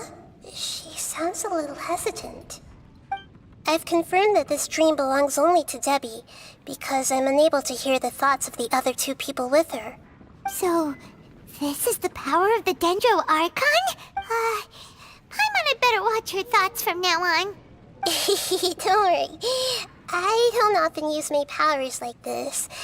It's rather impolite. Alright, I need to get myself ready. It won't be easy to break it to her, but there's no avoiding it now. The Great Dendroarchon! What brings you here? I'm sorry to interrupt your celebration, but have you noticed that what's happening here doesn't quite match up with your memories? I don't quite understand. Great Dendroarchon. What do you mean? I get it! The Dendroarchon is trying to say that it's a once-in-a-lifetime opportunity that we're able to gather here. Hey, how about a cup of coffee for all of you? My treat. We just returned from a fruitful adventure. Memories? A once-in-a-lifetime opportunity? Think carefully. You of all people should know what really happened to them. Are you sure that meeting here and chatting the day away like this isn't just a product of your own wishful thinking? Yes. The reports from the Steambird were true. The ship they were on struck a reef and sank. And I never heard from Basima and Gaspar again. Hey, come on now! What are you talking about, Debbie? Yeah, trust your memories. Nothing you see here is real. I get it now. This is a dream, isn't it? But since it's my dream, it doesn't matter if this is real or not. I enjoy the way things are here. I no longer have to face the tragedies of real life. These friends mean the world to me. Nobody else can understand me like they do. There's nothing wrong with continuing this dream. Is there? I'm worried that if you were to continue dreaming like this, the lines between dreams and reality will gradually become too blurred for you. These dreams will always give you what you want, while reality remains full of pain and difficult situations. If you're not careful, you can get hurt. Don't worry. I still have control. I won't let it go that far. Are you sure? Hey, how about we put all this troublesome stuff aside and get back to our coffee and snacks, Whether it's just a dream or real life, you should be happy. You can't just brush off something like this. We don't even know how you people got here or where you even came from. Sorry. Paimon didn't mean to upset anyone. No, it's all right. I understand that you're just trying to look out for me. It seems that for now, this place is still relatively harmless for you. But I wonder if there's any way to go deeper into the dream. Huh. Now that you mention it, I once heard a strange voice tell me that there's an entrance here. I'm not interested in checking it out at the moment, but maybe I'll go in and have a look later. Okay. Thanks for your help. Just as I expected, we're only on the surface of this dream. Let's go.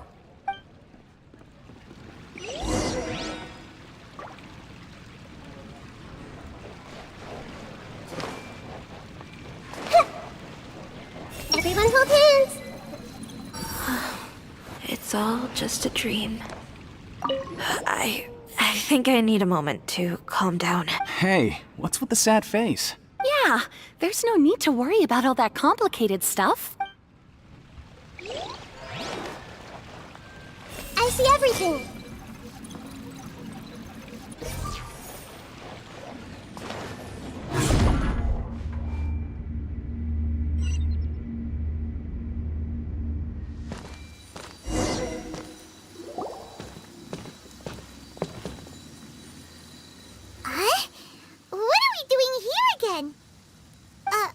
Wait a second. We were just up there. No, down there? Did we go up or down? Don't panic. This is how dreams work. We've left Debbie's dream, but the dream is still continuing onward. I'm not sure where it'll lead us. This dream has the ability to create imaginary people, which is why people are so unwilling to wake up. If it weren't for what we just saw, Paimon might still find that a bit hard to believe. I have a guess. If these dreams are connected, then there should be some sort of order to them. The fact that Debbie was able to realize that she was dreaming means that she is not very deep in the dream yet. But the space we're in has been turned upside down. Do you remember the characteristics of dreams that I mentioned earlier? Oh, right! Dreams are chaotic. That's right. It's possible that we're heading deeper into this dream now. And the deeper we go, the closer we'll get to the essence of the dream. Right! So the answers might be waiting for us deeper in the dream!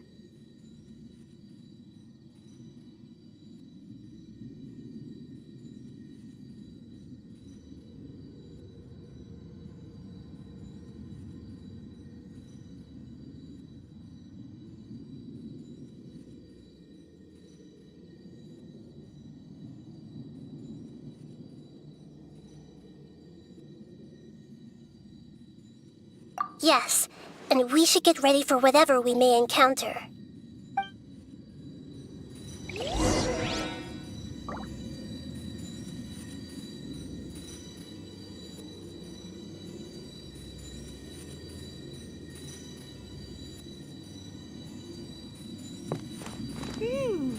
It looks like we may need to put something inside there.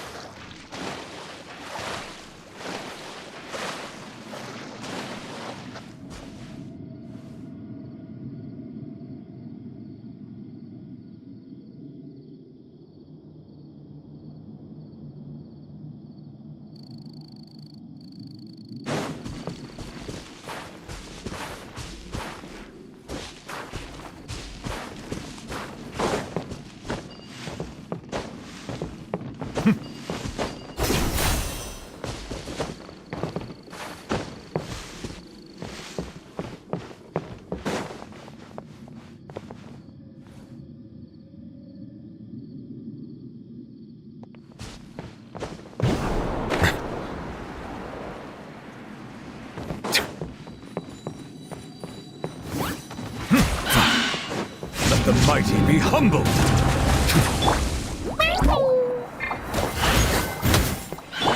Everyone hold hands!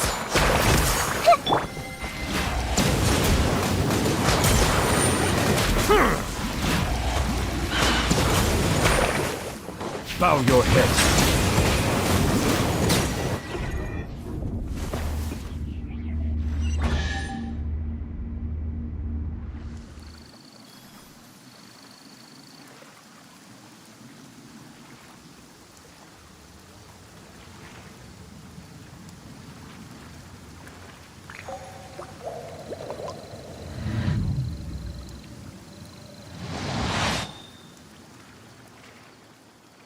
Whoa!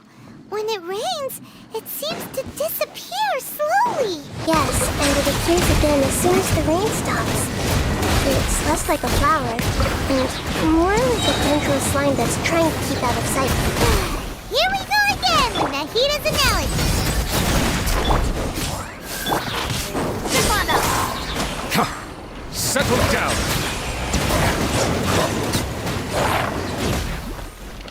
Yeah, committed to memory.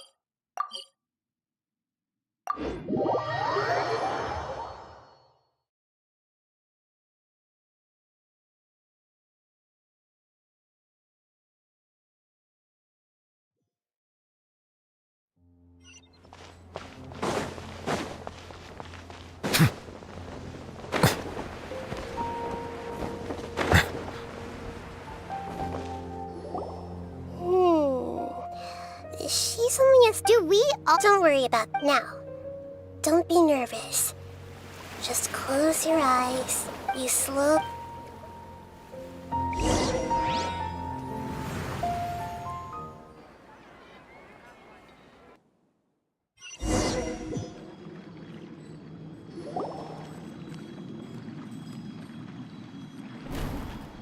What's wrong, Traveler? You look a little disoriented.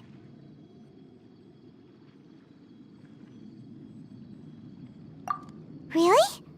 Paimon didn't notice anything. Anyway, seems like we've made it into the Whoa. Theoretically. Anyway.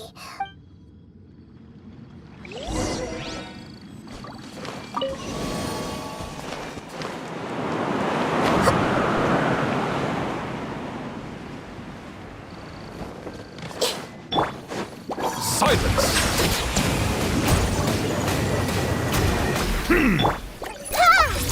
This might hurt a little. Settle down!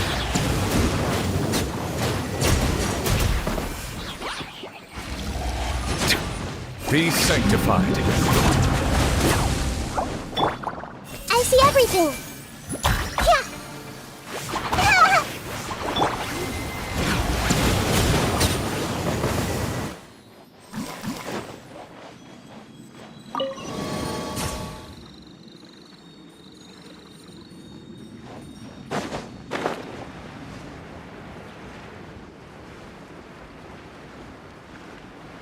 Huh?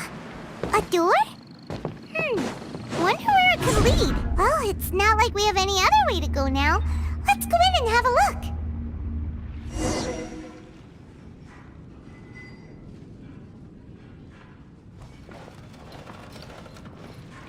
Hey, this place looks familiar. Isn't it? Oh, Paimon sees Debbie. She's right over there.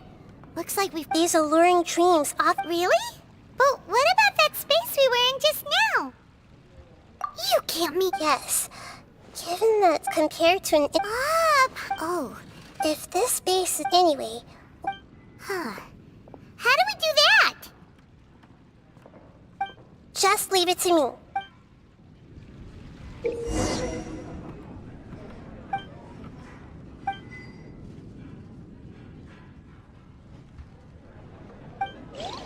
Bow your head. Everyone hold hands.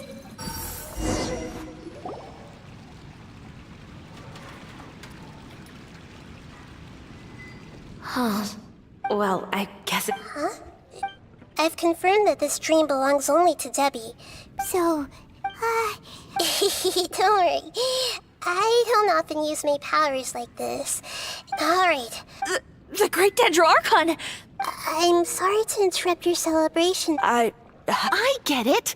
The Dendro... Hey, how about a cup of coffee for all of you? Memories. Think carefully. Are you sure that meeting here in... Yes. The reports from the Steambird were true, and I never heard... Hey, come on. yeah. I get it, but since it's my dream, it doesn't matter if this is real or not. I and these friends, there's nothing wrong. I'm worried that if you were to... These dreams will always give you what you... Don't worry. Are you sure? Hey, how about we put all this troublesome stuff aside and get back to our coffee and snacks, Whether it's just a dream or... You can't just brush off something like this. We don't even know how you people got here or where you even came from.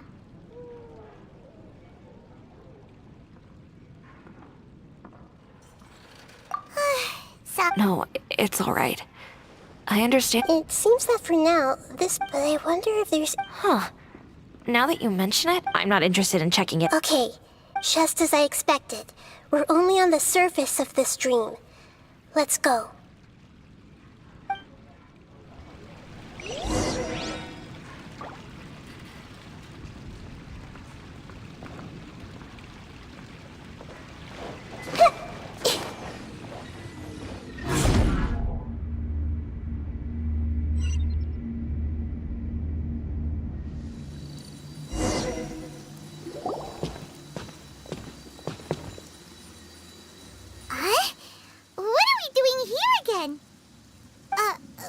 second.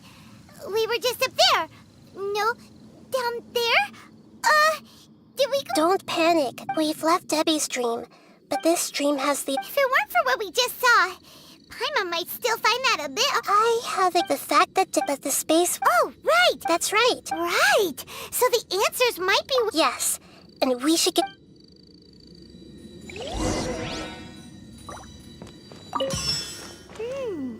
It looks like we may need to put something inside there.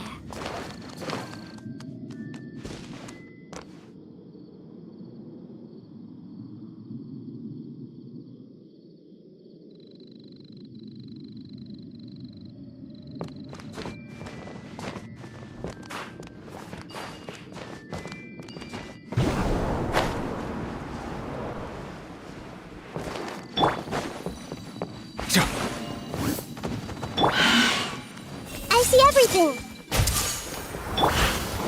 Silence!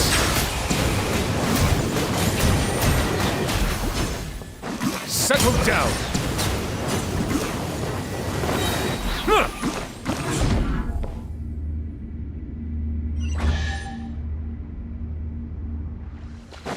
Whoa. When it rains, it seems to disappear slowly. Yes, and it appears again as soon as the rain stops. It's less like a flower, and more like a dendro slime that's trying to keep out of sight. Here we go again with Nahida's analogy. Huh. Grow, grow, grow!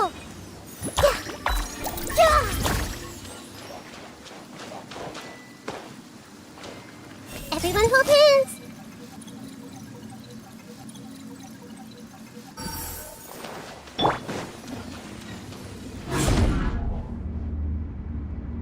Huh? Are we back up here again? Wait. Paimon's confused.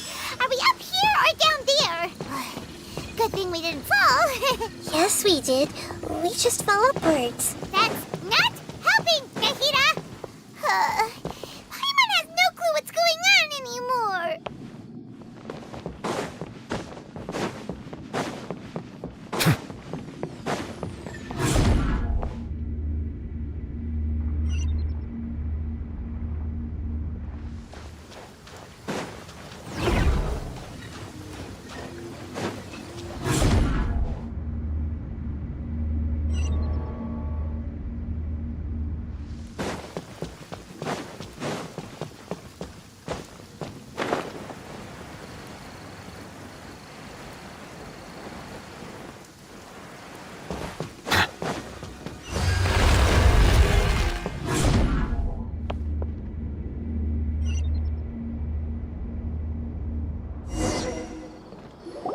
Wait, weren't we already here a little earlier? This is probably Ilmon's dream. Huh? Why would he start dreaming again? Yes, but it seems that the danger isn't enough to stop him from longing for his wife. Based on what we've learned so far, he must be sleeping more deeply for his dreams to appear here. But fortunately, he already knows us from before, so hopefully we'll be able to wake him up.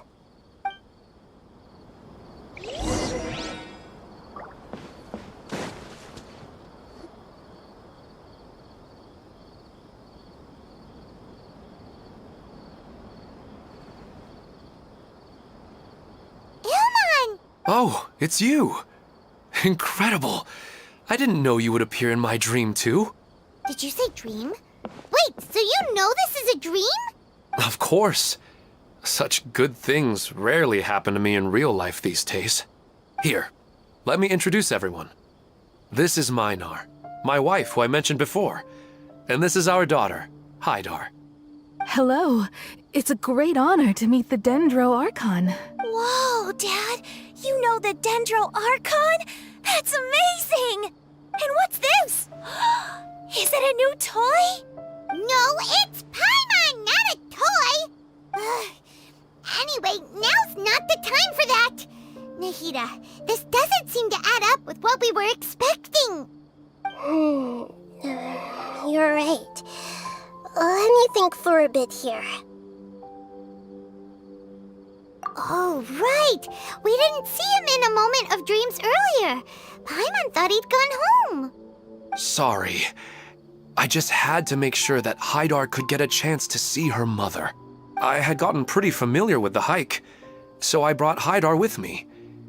I'm just glad we didn't meet any monsters along the way. Yes, I'm glad too. I didn't expect her to grow up so fast. It must have been very hard for him. I regret not being able to fulfill my role as a wife and a mother. No, don't talk like that. Let's leave all that unhappy stuff behind for now. Even if we're in a dream, it's still a blessing that we've been able to reunite in this way. What should we do now? Should we tell him the truth? You can let me break the news. I should be the one to do it. I'm sorry, but I should tell you that your dream did not create us. We are real people with our own consciousness. Like the last time we met, we are still investigating this dream, and we've already learned some things about it. So you mean there's something nefarious with this dream as well? Ilmon, what's going on? It seems the reunion of our family is destined to only be temporary. Huh? Is Mom leaving? Maybe. But in all likelihood, that is indeed how things will end. Oh. No, Mom, you can't leave! I'm afraid I don't quite understand what's going on. Don't worry, Haidar. Mom's not going anywhere. Please, don't cry. Minar doesn't understand any of this. I'm fully aware that this is a dream, so that's why I've never told her the truth, but never mind. It's not like I would know what to say. I mean, I don't get any of the complicated stuff. But regardless of whether this dream is good or bad, you're here to resolve it, right? Yes. Then please, let us enjoy this moment for just a while longer. Regardless of whatever caused this dream to come to pass, I feel extremely grateful to have had the chance to reunite with my family.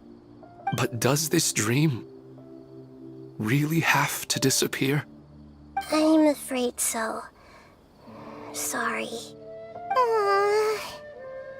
Okay. I see. Please, come this way. You can go even deeper into the dream by heading in this direction. I have heard that the further down you go, the more pleasant the dreams become. And the more you want to stay. The answer you're looking for may also be found there. Go ahead. Thank you for helping us. And I'm truly sorry. You're welcome. It's not like I have any say in the matter. I'm just an ordinary person after all. Who am I to interfere with the work of a god? I'll be right behind you. I should at least let Minar and Haidar know what's going on here. Otherwise, my daughter might be mad at her mother after we wake up. We're not doing something bad, are we, Nahida? That depends on how you define good and bad. You go right on ahead. I'll catch up with you later. Cheer up, Dad. And Mommy, too. Thank you, Haidar. My baby.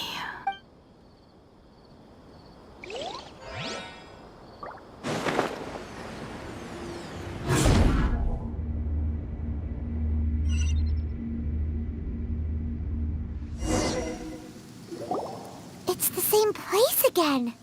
This place is almost like a flight of stairs that connects all the dreams together. But they appear to be getting more and more aggressive. Regular stairs wouldn't try to attack us. Right. Something seems to be off about our theory. Ilmon is clearly aware that he's dreaming, and he's enjoying it. Rather than dreaming on a deeper level, he almost seemed more awake. I believe we're on the right track, but we just need another explanation. It's not that the dreams are getting deeper, it's the owner's attachment to the dreams that's getting stronger. But you would never mistake dreams for real life, right?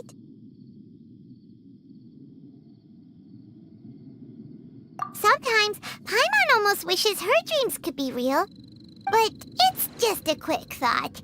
It's not long before Paimon's thinking about other things, like sticky honey roast. Listen, we're real beings living in the real world, and that's where our focus should be. This also explains the insubstantiality of our dreams. No matter what they may become, we don't really care. But if we decide to abandon reality and embrace our dreams, then our dreams will become far more substantial. Oh, wait! Paimon's starting to get it now? Your mind will begin to build the dream far more attentively, which in turn will make it feel more real. Do you remember how the Akasha can turn dreams into jnana energy? Constructing a realistic dream consumes a similar energy. Does that mean there's a host of these dreams here like Milu during the Sub-Zero's festival? If we wake that person up, this collective dream will end, right? Mm-hmm, most likely. But the collective dream in Sumeru City was created by the Akasha, and now the Akasha has been turned off. This has nothing to do with the Aranara, and humans are not capable of creating a collective dream, which means... Huh? So, did someone manage to restart the Akasha? That's impossible. But they are probably a scholar of the academia who had a close connection with the Akasha. Even so, how did they manage to do it? And how did they choose the host? Yeah, we haven't gotten to the end yet. Once we know their motive, all the questions will resolve themselves.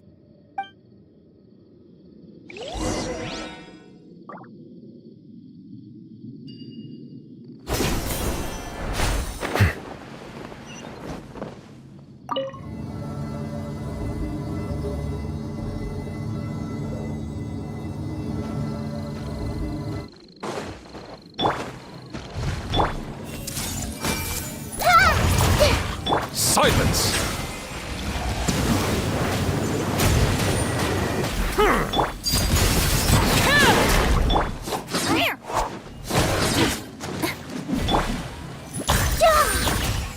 Hey! Bow your head.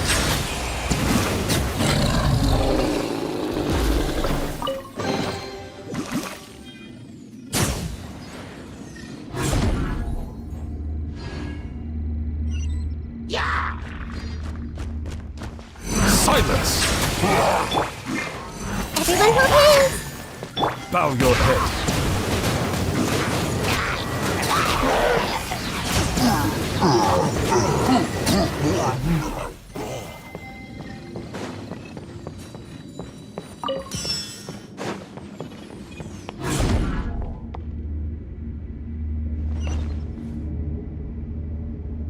All the water that used to be here has turned into rain! Then let's get through here before the water level rises.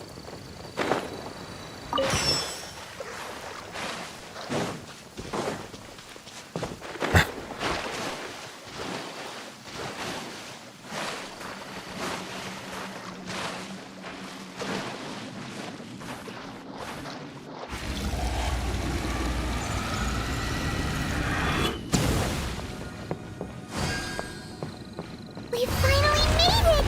The destination is right ahead!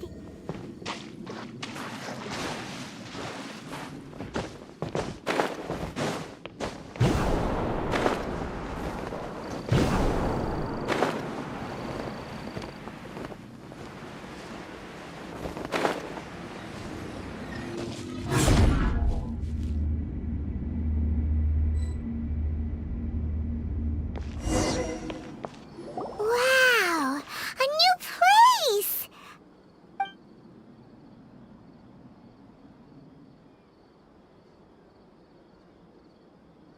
Well, it's just new to Paimon in this dream. This should be the final destination. Really? Yeah, these are just ordinary city streets. I have powers related to dreams, so it's usually easy for me to tell who's dreaming and who's created by dreams. I guess only those who have thoroughly accepted this dream will be able to come here. There are so many people here. How can we find the host? Don't worry. I have a way.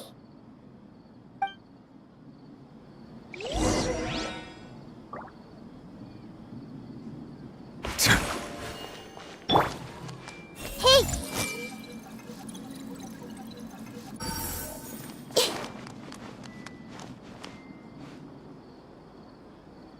I see everything. Lisa's always so calm. I wish I were the same. He's just in an ordinary dream, so it shouldn't be him. It's a bit noisy today, isn't it? Huh? You think so? I don't feel anything out of the ordinary. Oh, maybe you're right. It's always been quite peaceful here.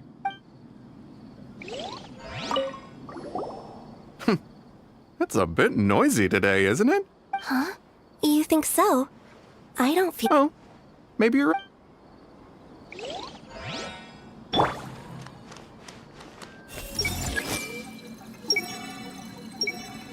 Shadia has such good taste.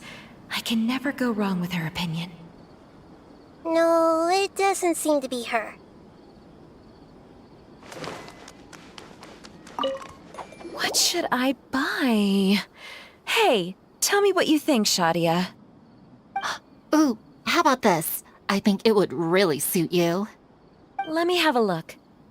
Oh, it looks great!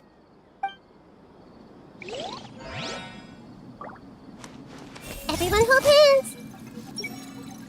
Who doesn't want a dream to last forever?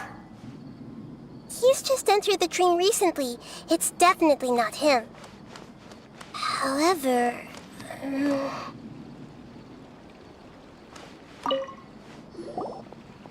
Wow, what a beautiful place! Look, Mom! The scenery is so pretty here! Be careful. Don't fall now. Oh, hey. Seems we somehow managed to get here before you. Huh? How did you beat us here? Didn't you have to go through that super crazy, confusing place? I'm not sure what you're talking about. All we did was walk through that passageway, and here we are. We're in a dream. The concept of fixed spaces doesn't always apply here.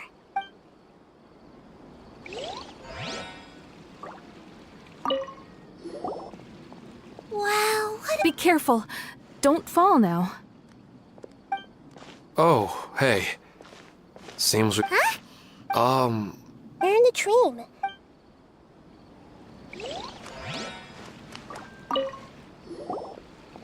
Wow. Be careful. Don't fall now.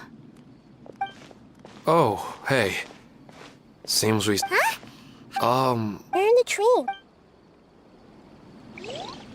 I see everything. Sometimes... You know, I've heard that plants grow better if you play music for them. And on that note, it's been a while since I last heard you play. Sorry, I've been a little busy these last couple days.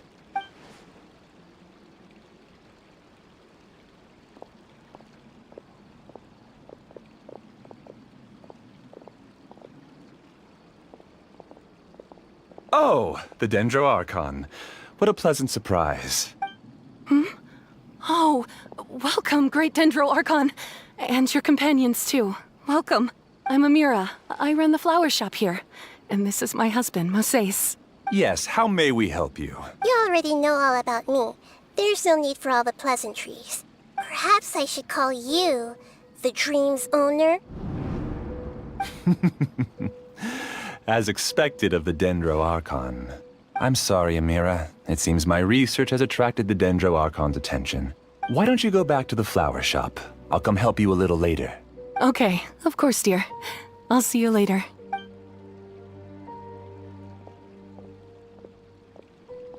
It appears that I was too naive to think I could deceive the Dendro Archon in person like this. To avoid looking like too much of a fool, allow me to ask the first question. How well would you say you understand this dream? This dream was built by the Akasha, and it has the power to create imaginary people who no longer exist in the real world. As for you, you found a unique way to become the owner of this dream, going so far as to have even given up the ability to wake up again. Given up the ability to wake up? Impressive! You truly are the embodiment of wisdom. Please, tell me how you were able to arrive at such a conclusion. In return, I'll answer the question you're most curious about. It's simple. Apart from you, this space only consists of real people who are dreaming and imaginary people who are created here. Although you are here and appear no different from the others, I can't sense your dream.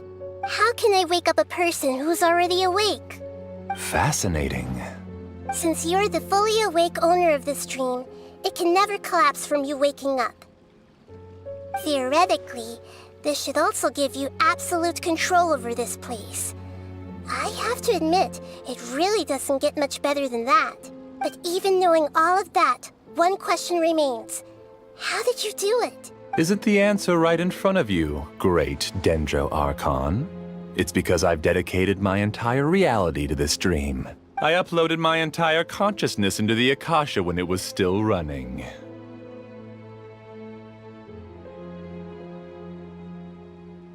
Actually, this all started because of an accident. My original goal was not about the Akasha or a collective dream. No. You were motivated above all to create a hyper-realistic person. The desire to reconnect with a real loved one is the one shared sentiment between all our dreamers. That's right. However, human models are too complicated. Only the Akasha has a jnana energy supply powerful enough for me to generate and sustain my models. The Akasha is truly magnificent. If I siphoned a minuscule amount of its energy, nobody would even notice. And even this minuscule amount of energy was already more than enough for my purposes. Even using just crude methods, I was still able to train a fairly realistic person. I named my first work Amira. Huh? You mean the girl we just saw? She and I entered the academia on the same day. Starting with admission procedures, we bumped into each other 6 times on just that first day. And because of that one day, we eventually went on to fall in love. We studied, conducted research, and made breakthroughs together. Our rhythm was always in step. I felt like we were 2 separate bodies that shared the same heart. However, Elazar later took her from me. Yes, I need more training samples to perfect Amira's personality. I found their details in the Akasha's database. Using the pretext of testing for mental health disorders, I implanted signaling devices in their bodies. This way I could connect them to a network, and Amira could feel their yearning. Little by little, they helped her to grow and develop a warm, human personality. To improve my efficiency and allow myself to focus on nothing but my research, I uploaded my consciousness as well, and became a part of the network. So, technically speaking, it's not that you won't wake up, it's that you can't wake up. Yes, because the Akasha was suddenly turned off, I lost all of my jnana energy. I became imprisoned in the very network I had constructed. At first, I panicked. But, after coming to grips with the situation, I realized that I could restart this world as long as I could find a replacement source of jnana energy. That means everyone in the network is providing you with jnana energy! That's all there really is to it. I don't think I'm doing anything wrong. I'm just saving them as well as myself. I provide a beautiful dream, and in return, I harvest their jnana energy as fuel for the dream. They can wake up anytime they wish. People need to sleep anyway, so why not have some beautiful dreams while they rest? I agree. This is the home we spent a great deal of effort on to build for ourselves. Yeah, she's right. We're staying here of our own free will. I don't understand this at all, but I just want to spend some more time with my family. I don't want them to be sad. Thank you, dear. Great Dendro Archon, I hope you can understand. You don't need to gather around here. It's all right. The great Dendro Archon is nothing if not kind and considerate towards her people. She won't interfere with what we're doing here. Uh-oh. Now he's playing dirty.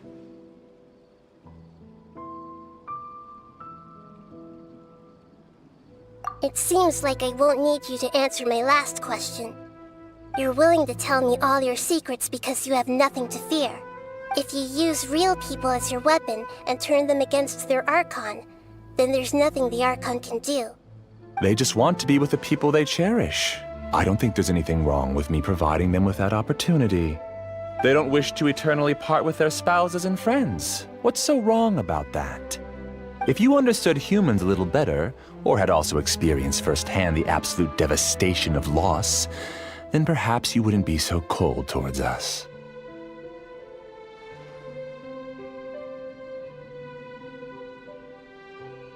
If you had used your talents and determination for a just cause, you could have become a sage of the new generation. Unfortunately, you've committed one of the 6 cardinal sins of the Academia by attempting the forbidden and fearing none. You equated people's feelings with cold jnana energy and deprived them of the pain that they have to face. You lured them into these dreams, and even now, remain completely unaware of how evil all of this truly is. Pain? Luring? Those kinds of things haven't existed here from the moment this world was created. She's right here. This is Ilmon's child, Haidar. Huh? My daughter? What's wrong with her? This dream relies on a set network, which means that only those with devices planted in their bodies can enter this world. Carefully think back and retrace your steps. I secretly went back to the mountainside with Haidar. Minar was already there waiting for me, and Haidar was able to see her mother. You mean she isn't actually the real Haidar? No, because unlike you, she can't enter this dream. The moment you came into this dream, it created a Haidar to realize your wish of reuniting with your family. So, tell me, where's the real Haidar? She's still out there on the mountainside. That's right. And she must have been terrified to see her father not in his right mind. Not to mention the monsters in that area. The situation is very dangerous. If Haidar's still out there, then... What are you talking about, Dad? I don't understand. I must wake up right now. I can't leave her there alone. Oh. It seems the others have also remembered something. People try to avoid pain and stay in their perceived bubbles of safety out of an instinct to protect themselves. This is human nature, but it is also one of their weaknesses. However, why are there still so many people striving to move forward even when they know the path ahead is dangerous and painful? It's because people don't only live for themselves. They have families, loved ones, friends, and communities. They have dreams that they are still trying to achieve. But in this dream, you showed them only the most comfortable and soothing things. This entire world has been built on the foundation of buried and unseen pain. It's all just a well-devised scam. It seems like I've stayed in the dream for too long. I still have so many things I haven't done. Huh. I thought gods didn't understand humans. That would have explained why they created such a flawed world where countless tragedies took place. I didn't expect you to arrive at the answer through sheer power of observation. But unfortunately, it means nothing now. If you wanted to spend a little time in the waking world, go right ahead. In any case, I wanted to spend some time alone with Amira. As long as this dream continues to exist, you'll come back. Humans aren't as strong as you think, and even if you're a god, they won't always listen to you. It's time to purge all the extraneous data and noise.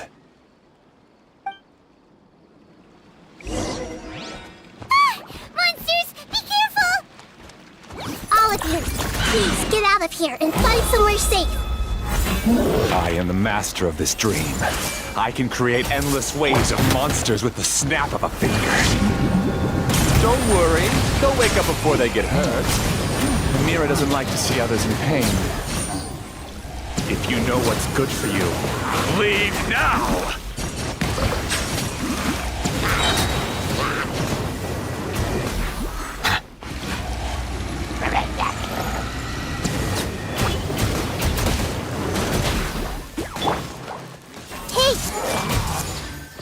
Let the mighty be humble!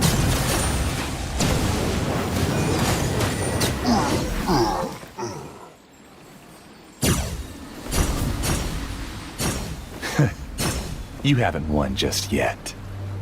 This dream is mine! If I go into hiding here, not even an Archon can ever find me. And as long as people yearn for happiness, they will return here and rebuild this paradise! Hey, stop! What's that? The dream is spiraling out of control and is collapsing now.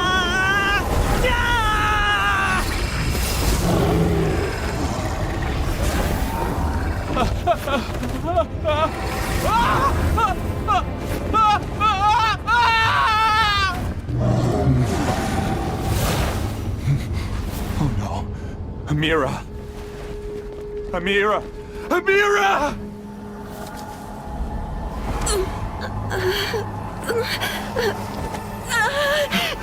Amira, are you all right? I don't feel well. No, no, no! Please, no!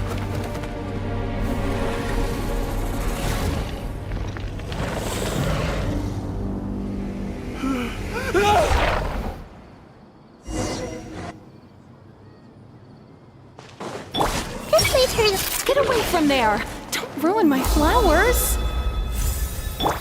What should I do? Where did it go? He left because he doesn't want you anymore.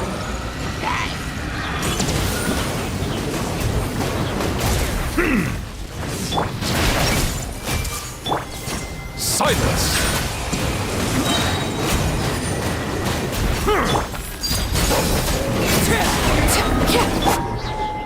Be sanctified.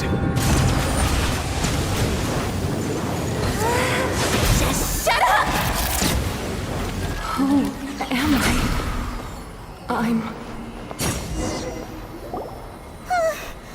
Glad that's over. But what happened just now? He's not very proficient in using the Akasha's technology, and he spent a lot of Jnana energy creating monsters. Now the system is out of control. All the people he created also turned into monsters, including Amira. It's terrible, even for a dream. Even Paimon's freaked out. Paimon can't imagine what they're going through. The good news is that the chaos seems to have subsided. Now we only need to wake up the people here and let them return to their real lives. Amira. My dear Amira. They're all gone. It was just a big dream after all. I couldn't change my fate, and my knowledge turned out to be useless. What a cruel world.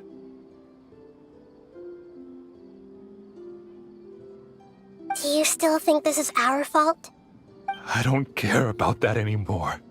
The Jnana energy used to sustain this dream has all been transformed into monsters.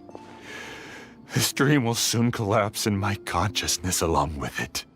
Let me disappear with Amira. I'd rather turn into dust than to ever wake up again. It seems that everything that's happened is too much for him. He's lost all hope. I think seeing Amira turn into a monster was punishment enough for him. After comprehending the hollowness of the unreal, it's time to revisit the meaning of existence. Existence? I'm different from the others. I've long given up everything outside of my consciousness.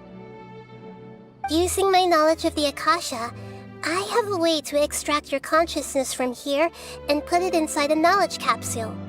The Academia has probably kept your body, so you should be able to wake up soon. No need. Just let me disappear. Reality means nothing to me now.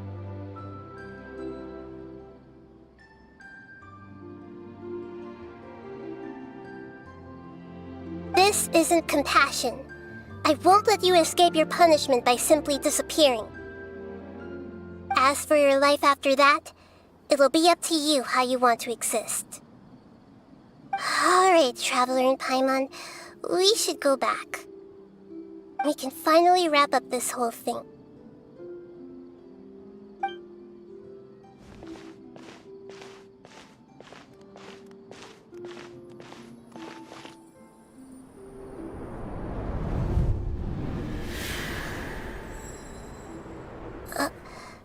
Uh-huh? What's wrong, Nahida? Oh, nothing. Let's tell the people here to gather at a moment of dreams after they wake up.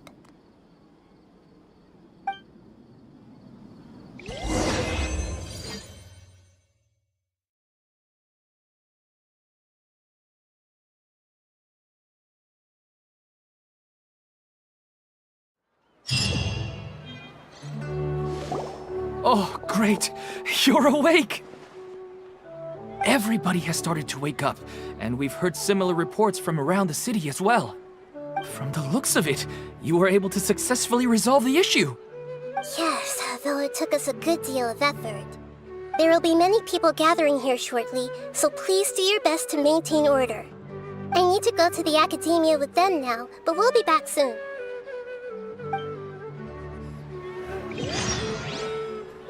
Are we going to ask about that scholar? Yes, but it may take some time for him to wake up after his consciousness returns to his body. We can leave the rest to the Matra.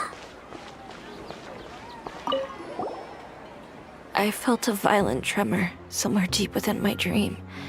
And then I woke up. I guess we'll all wake up from our dreams sooner or later.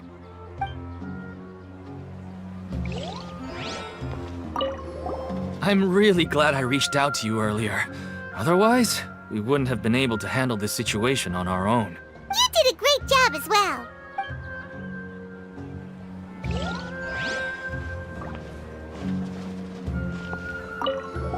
They all started waking up around the same time. That's pretty amazing.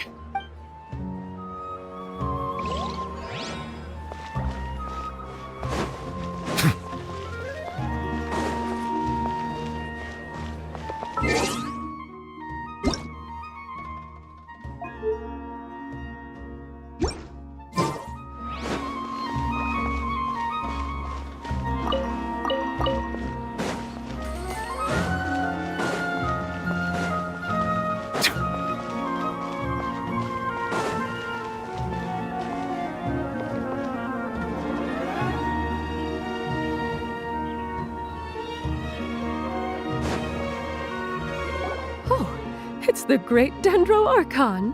How can I help you? I would like to check the registration records of a Kashara War scholar. He should be in an unconscious state right now. Okay, just a moment. Sorry to keep you waiting, Dendro Archon. We have confirmed that there's a scholar named Beinuni who's been unconscious for a while. The cause was improper operation of the Akasha. He hasn't regained consciousness yet, and is still receiving treatment at Bimarstan. Huh? Isn't his name Musace? I guess he didn't want to be recognized or bothered by anyone. Please, give the knowledge stored in this to the Matra, and ask them to import it into Beinuni's brain. Understood. But for safety reasons, I need to know why. It's simple. This contains his consciousness. It's long been trapped inside of a dream. He's committed an act that affected the safety of Sumeru.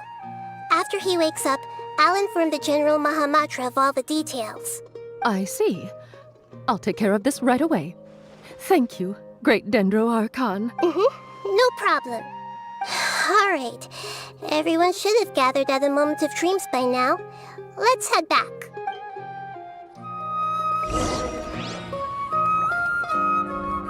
I'll take care of it as soon as possible.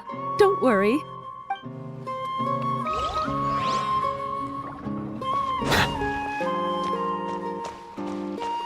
Are you sure you found the correct semantic field for these?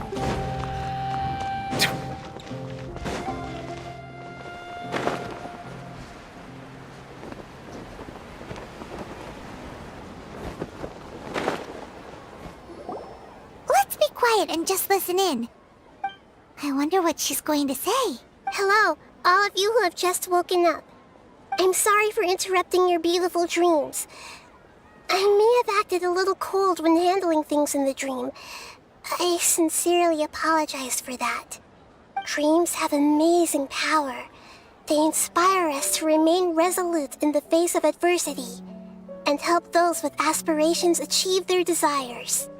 But dreams also have the potential to exploit people, confuse the senses, and distort the truth.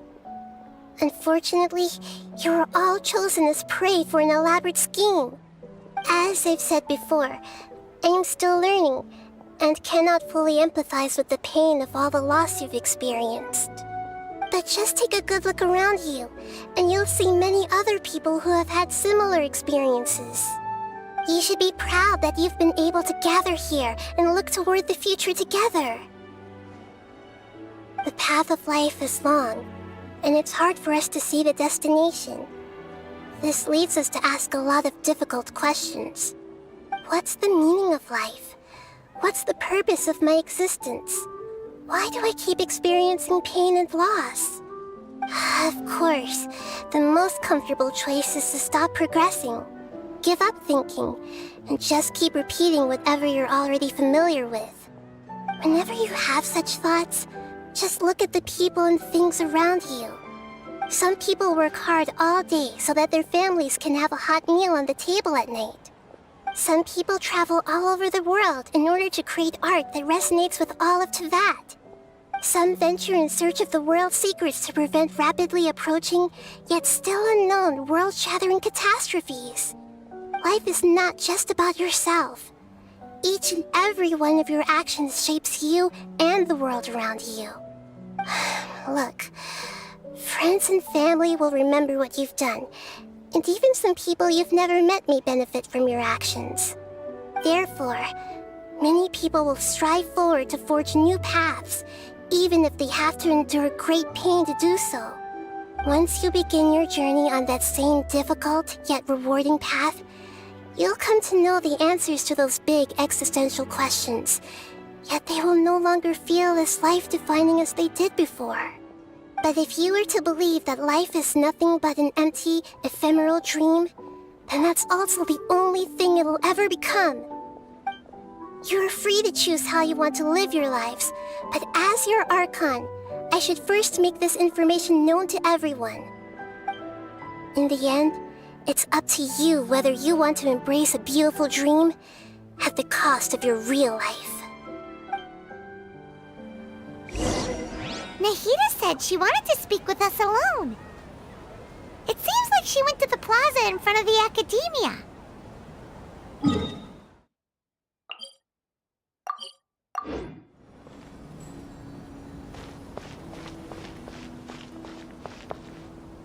You're amazing, Nahida! Even Paimon was nearly won over by that scholar in that dream. Well, he's very good at manipulating the weaknesses of human nature, but perhaps he himself had fallen prisoner to them long ago. That dream was incredibly beautiful and enticing. Ordinary people couldn't see through it and easily lost themselves within it. But as long as you can still wake up, you can still move forward with your life. Huh? What makes you say that? Right! You said that you didn't understand human feelings, but we saw how considerate you were with all these people. Your speech just now really connected with everyone. You did a good job. Thank you. I've heard a lot of sad stories along this journey, and several of them have touched my heart. You can't say that the victims of the dream really did anything wrong, and what they wanted was also not unreasonable. That's why I could understand them when they tried to resist us and protect the dream. But all of my understanding and stirred feelings probably can't even account for even 1% of the pain they've experienced. I don't think this 1% can be seen as an example of what you call empathy. You're too hard on yourself, that's for sure.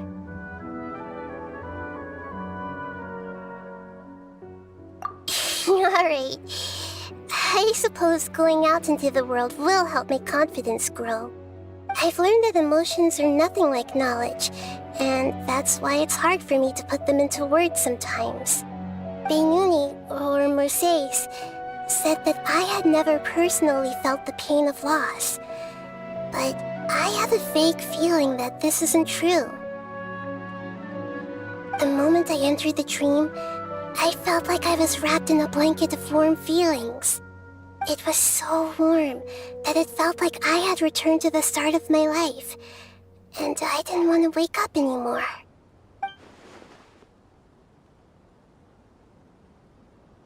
But when I opened my eyes, the feeling was gone without a trace. If I have to make an analogy for it, I would say I can no longer see words on a piece of paper after they have been erased, but I can still see the slight indentations of where the words had been written. But now that I've experienced this dream, I think I can say with confidence that I won't dwell too much on the meaning of that warmth. It's enough that I can tell I was once supported by that warmth, and its existence has allowed me to get to where I am today. If I dwell too much on its exact nature, I would be putting the cart before the horse. I gave a speech to inspire my people, so if I were to fail to live up to those words myself, then that would be too embarrassing.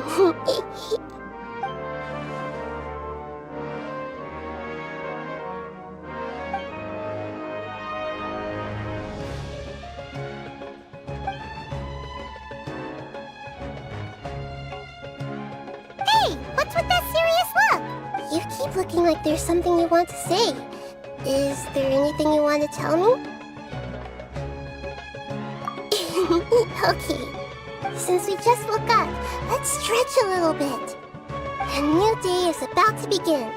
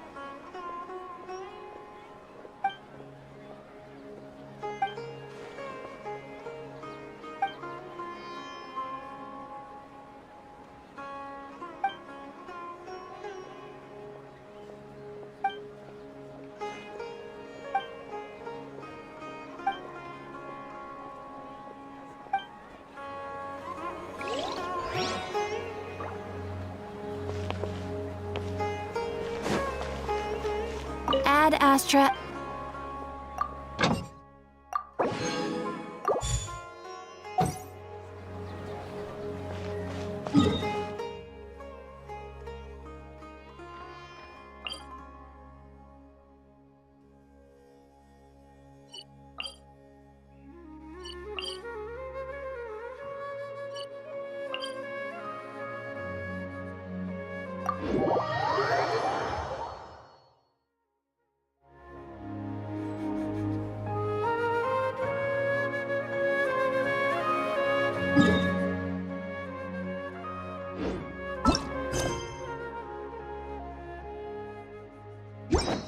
Water comes in many flavors to the discerning palate.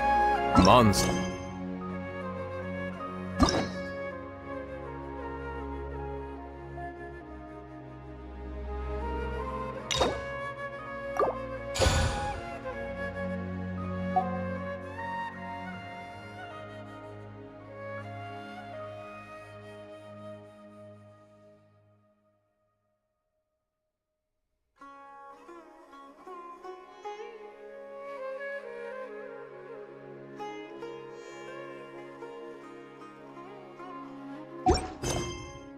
Water is crisp and...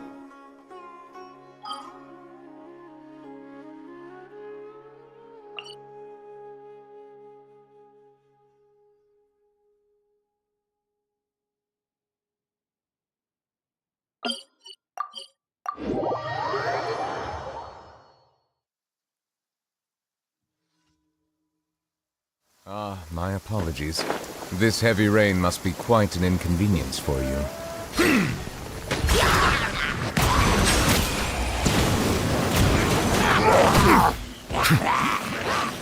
Bow your head.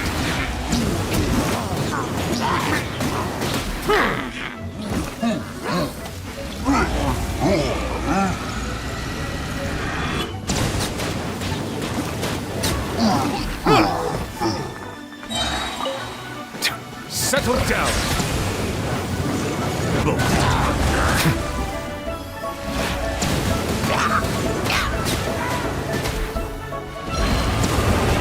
An oversight on my... Bow your head.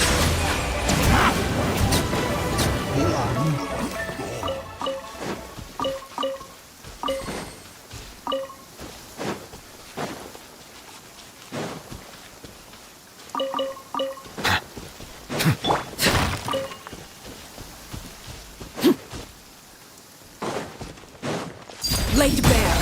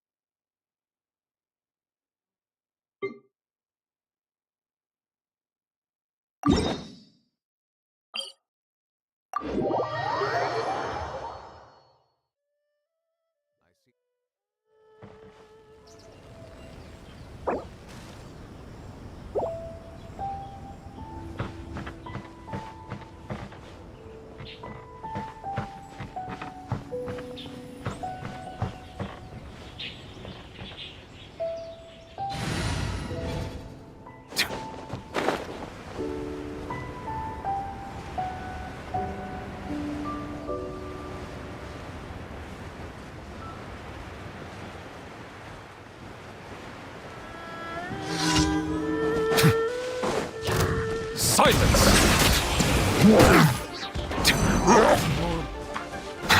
Be sanctified.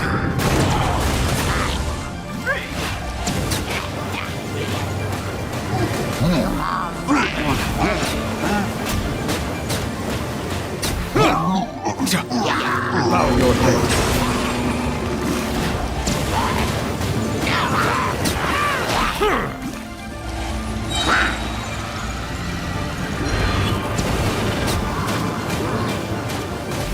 Settle down!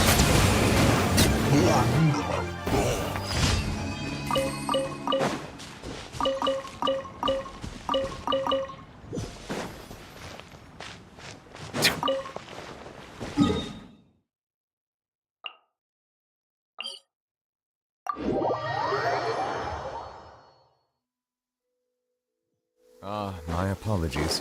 This heavy rain must be quite an inconvenience for you. Bow your head.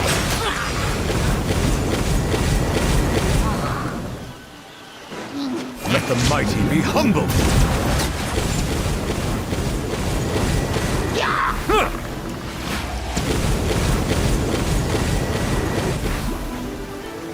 Settle down.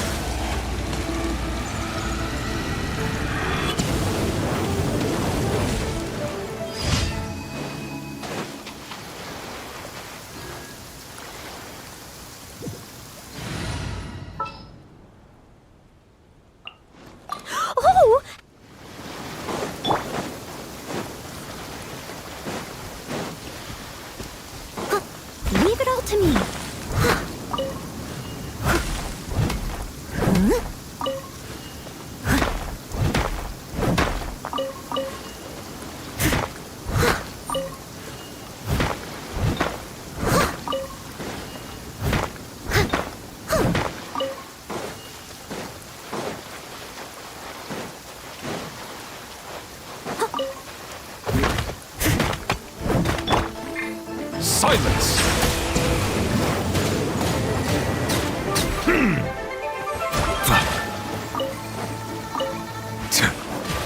Bow your head.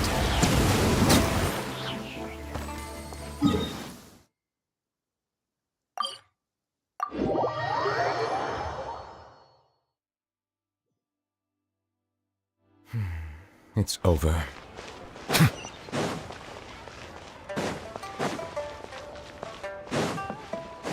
Ad Astra. Thank you for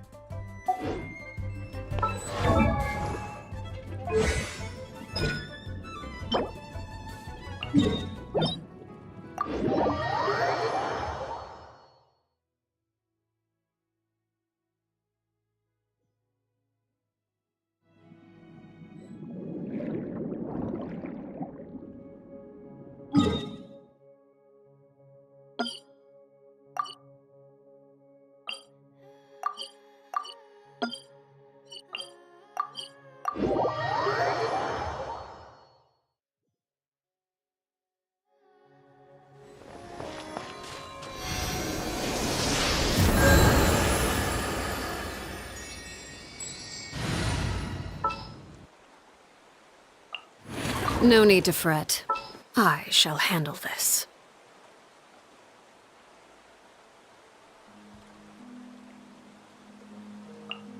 The threads of your fate lie in my hands. I can't wait any longer! Chivalry will never die.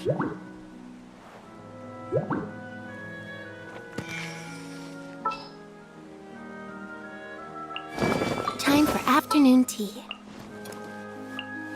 Thank you for choosing Komania Express.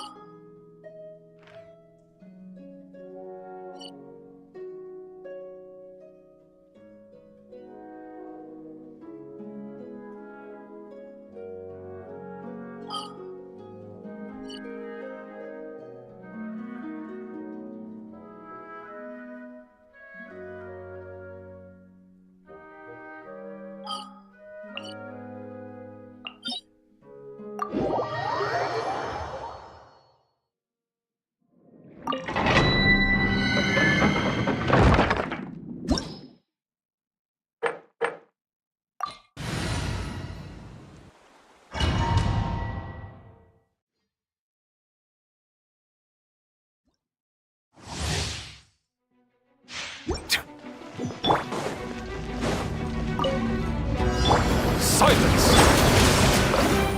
Odds revealed! Mama, get them!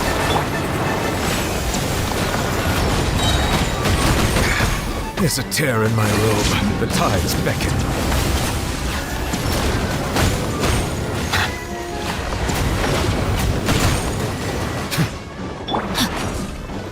Ring cutter. Nice and spicy! Eat this! Bow your head.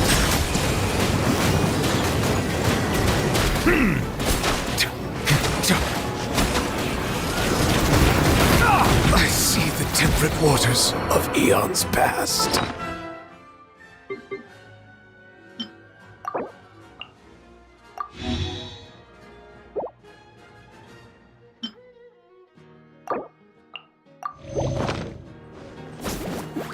Rain outlines your fate. Settle down.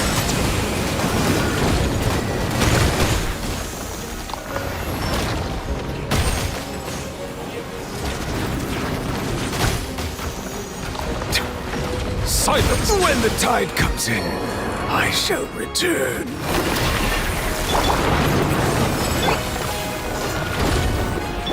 Change of plans.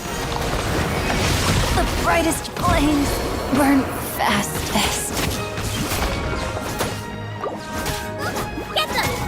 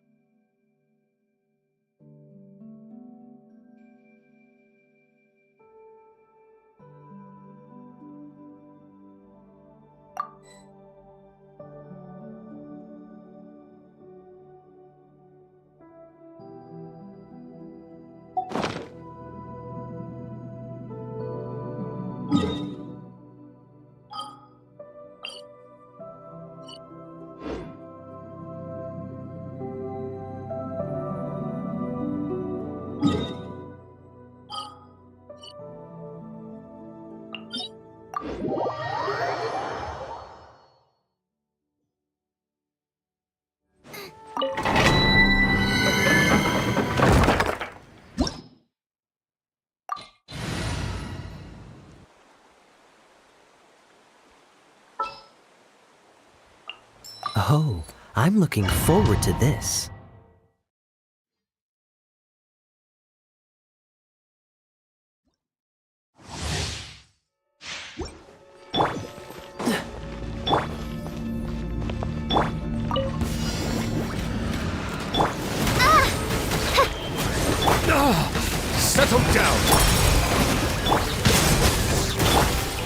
Bow your head.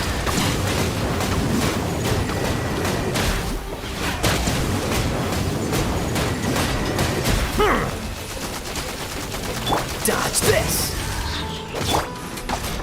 Nice and spicy! Silence!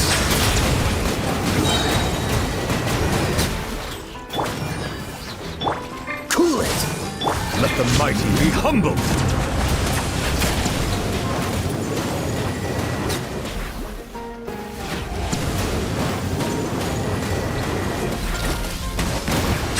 Boba, get them!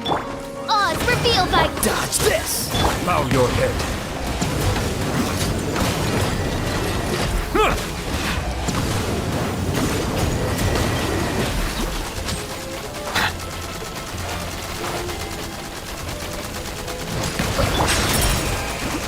Freeze!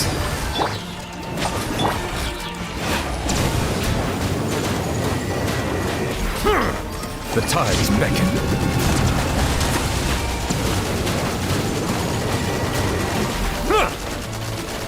Dodge this! Silence!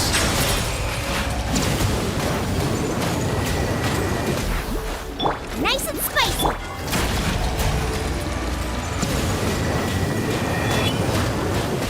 Settle down!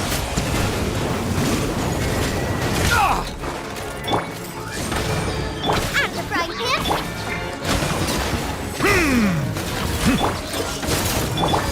Silence! Let the mighty be humbled!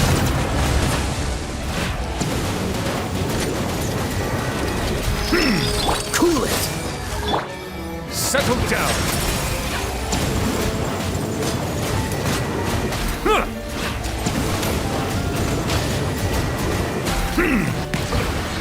By royal decree! Boba, get them! Freeze!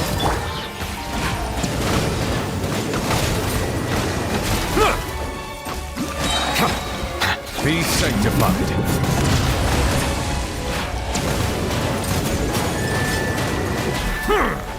At the frying pan! What's the hurry?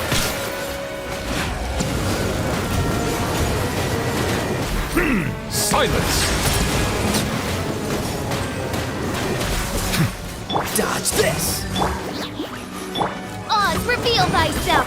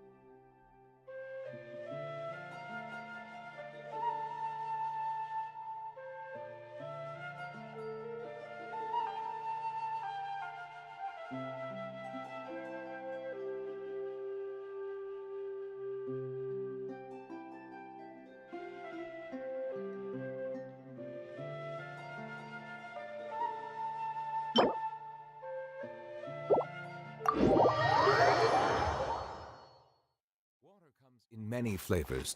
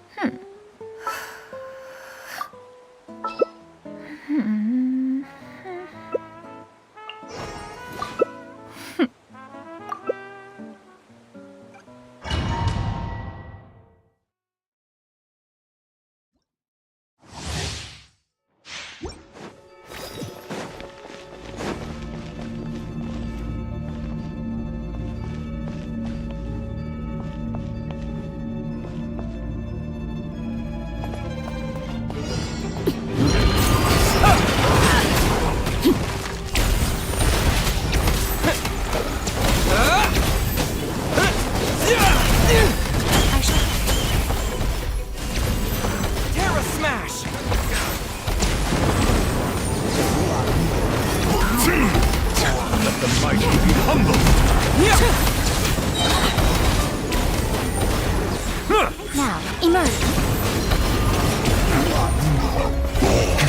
Wait! Bow your head. Terra Smash!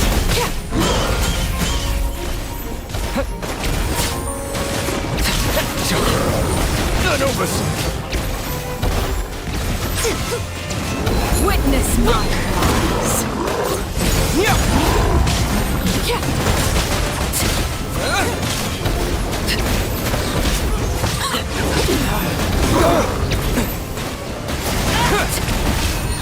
Punch, right here.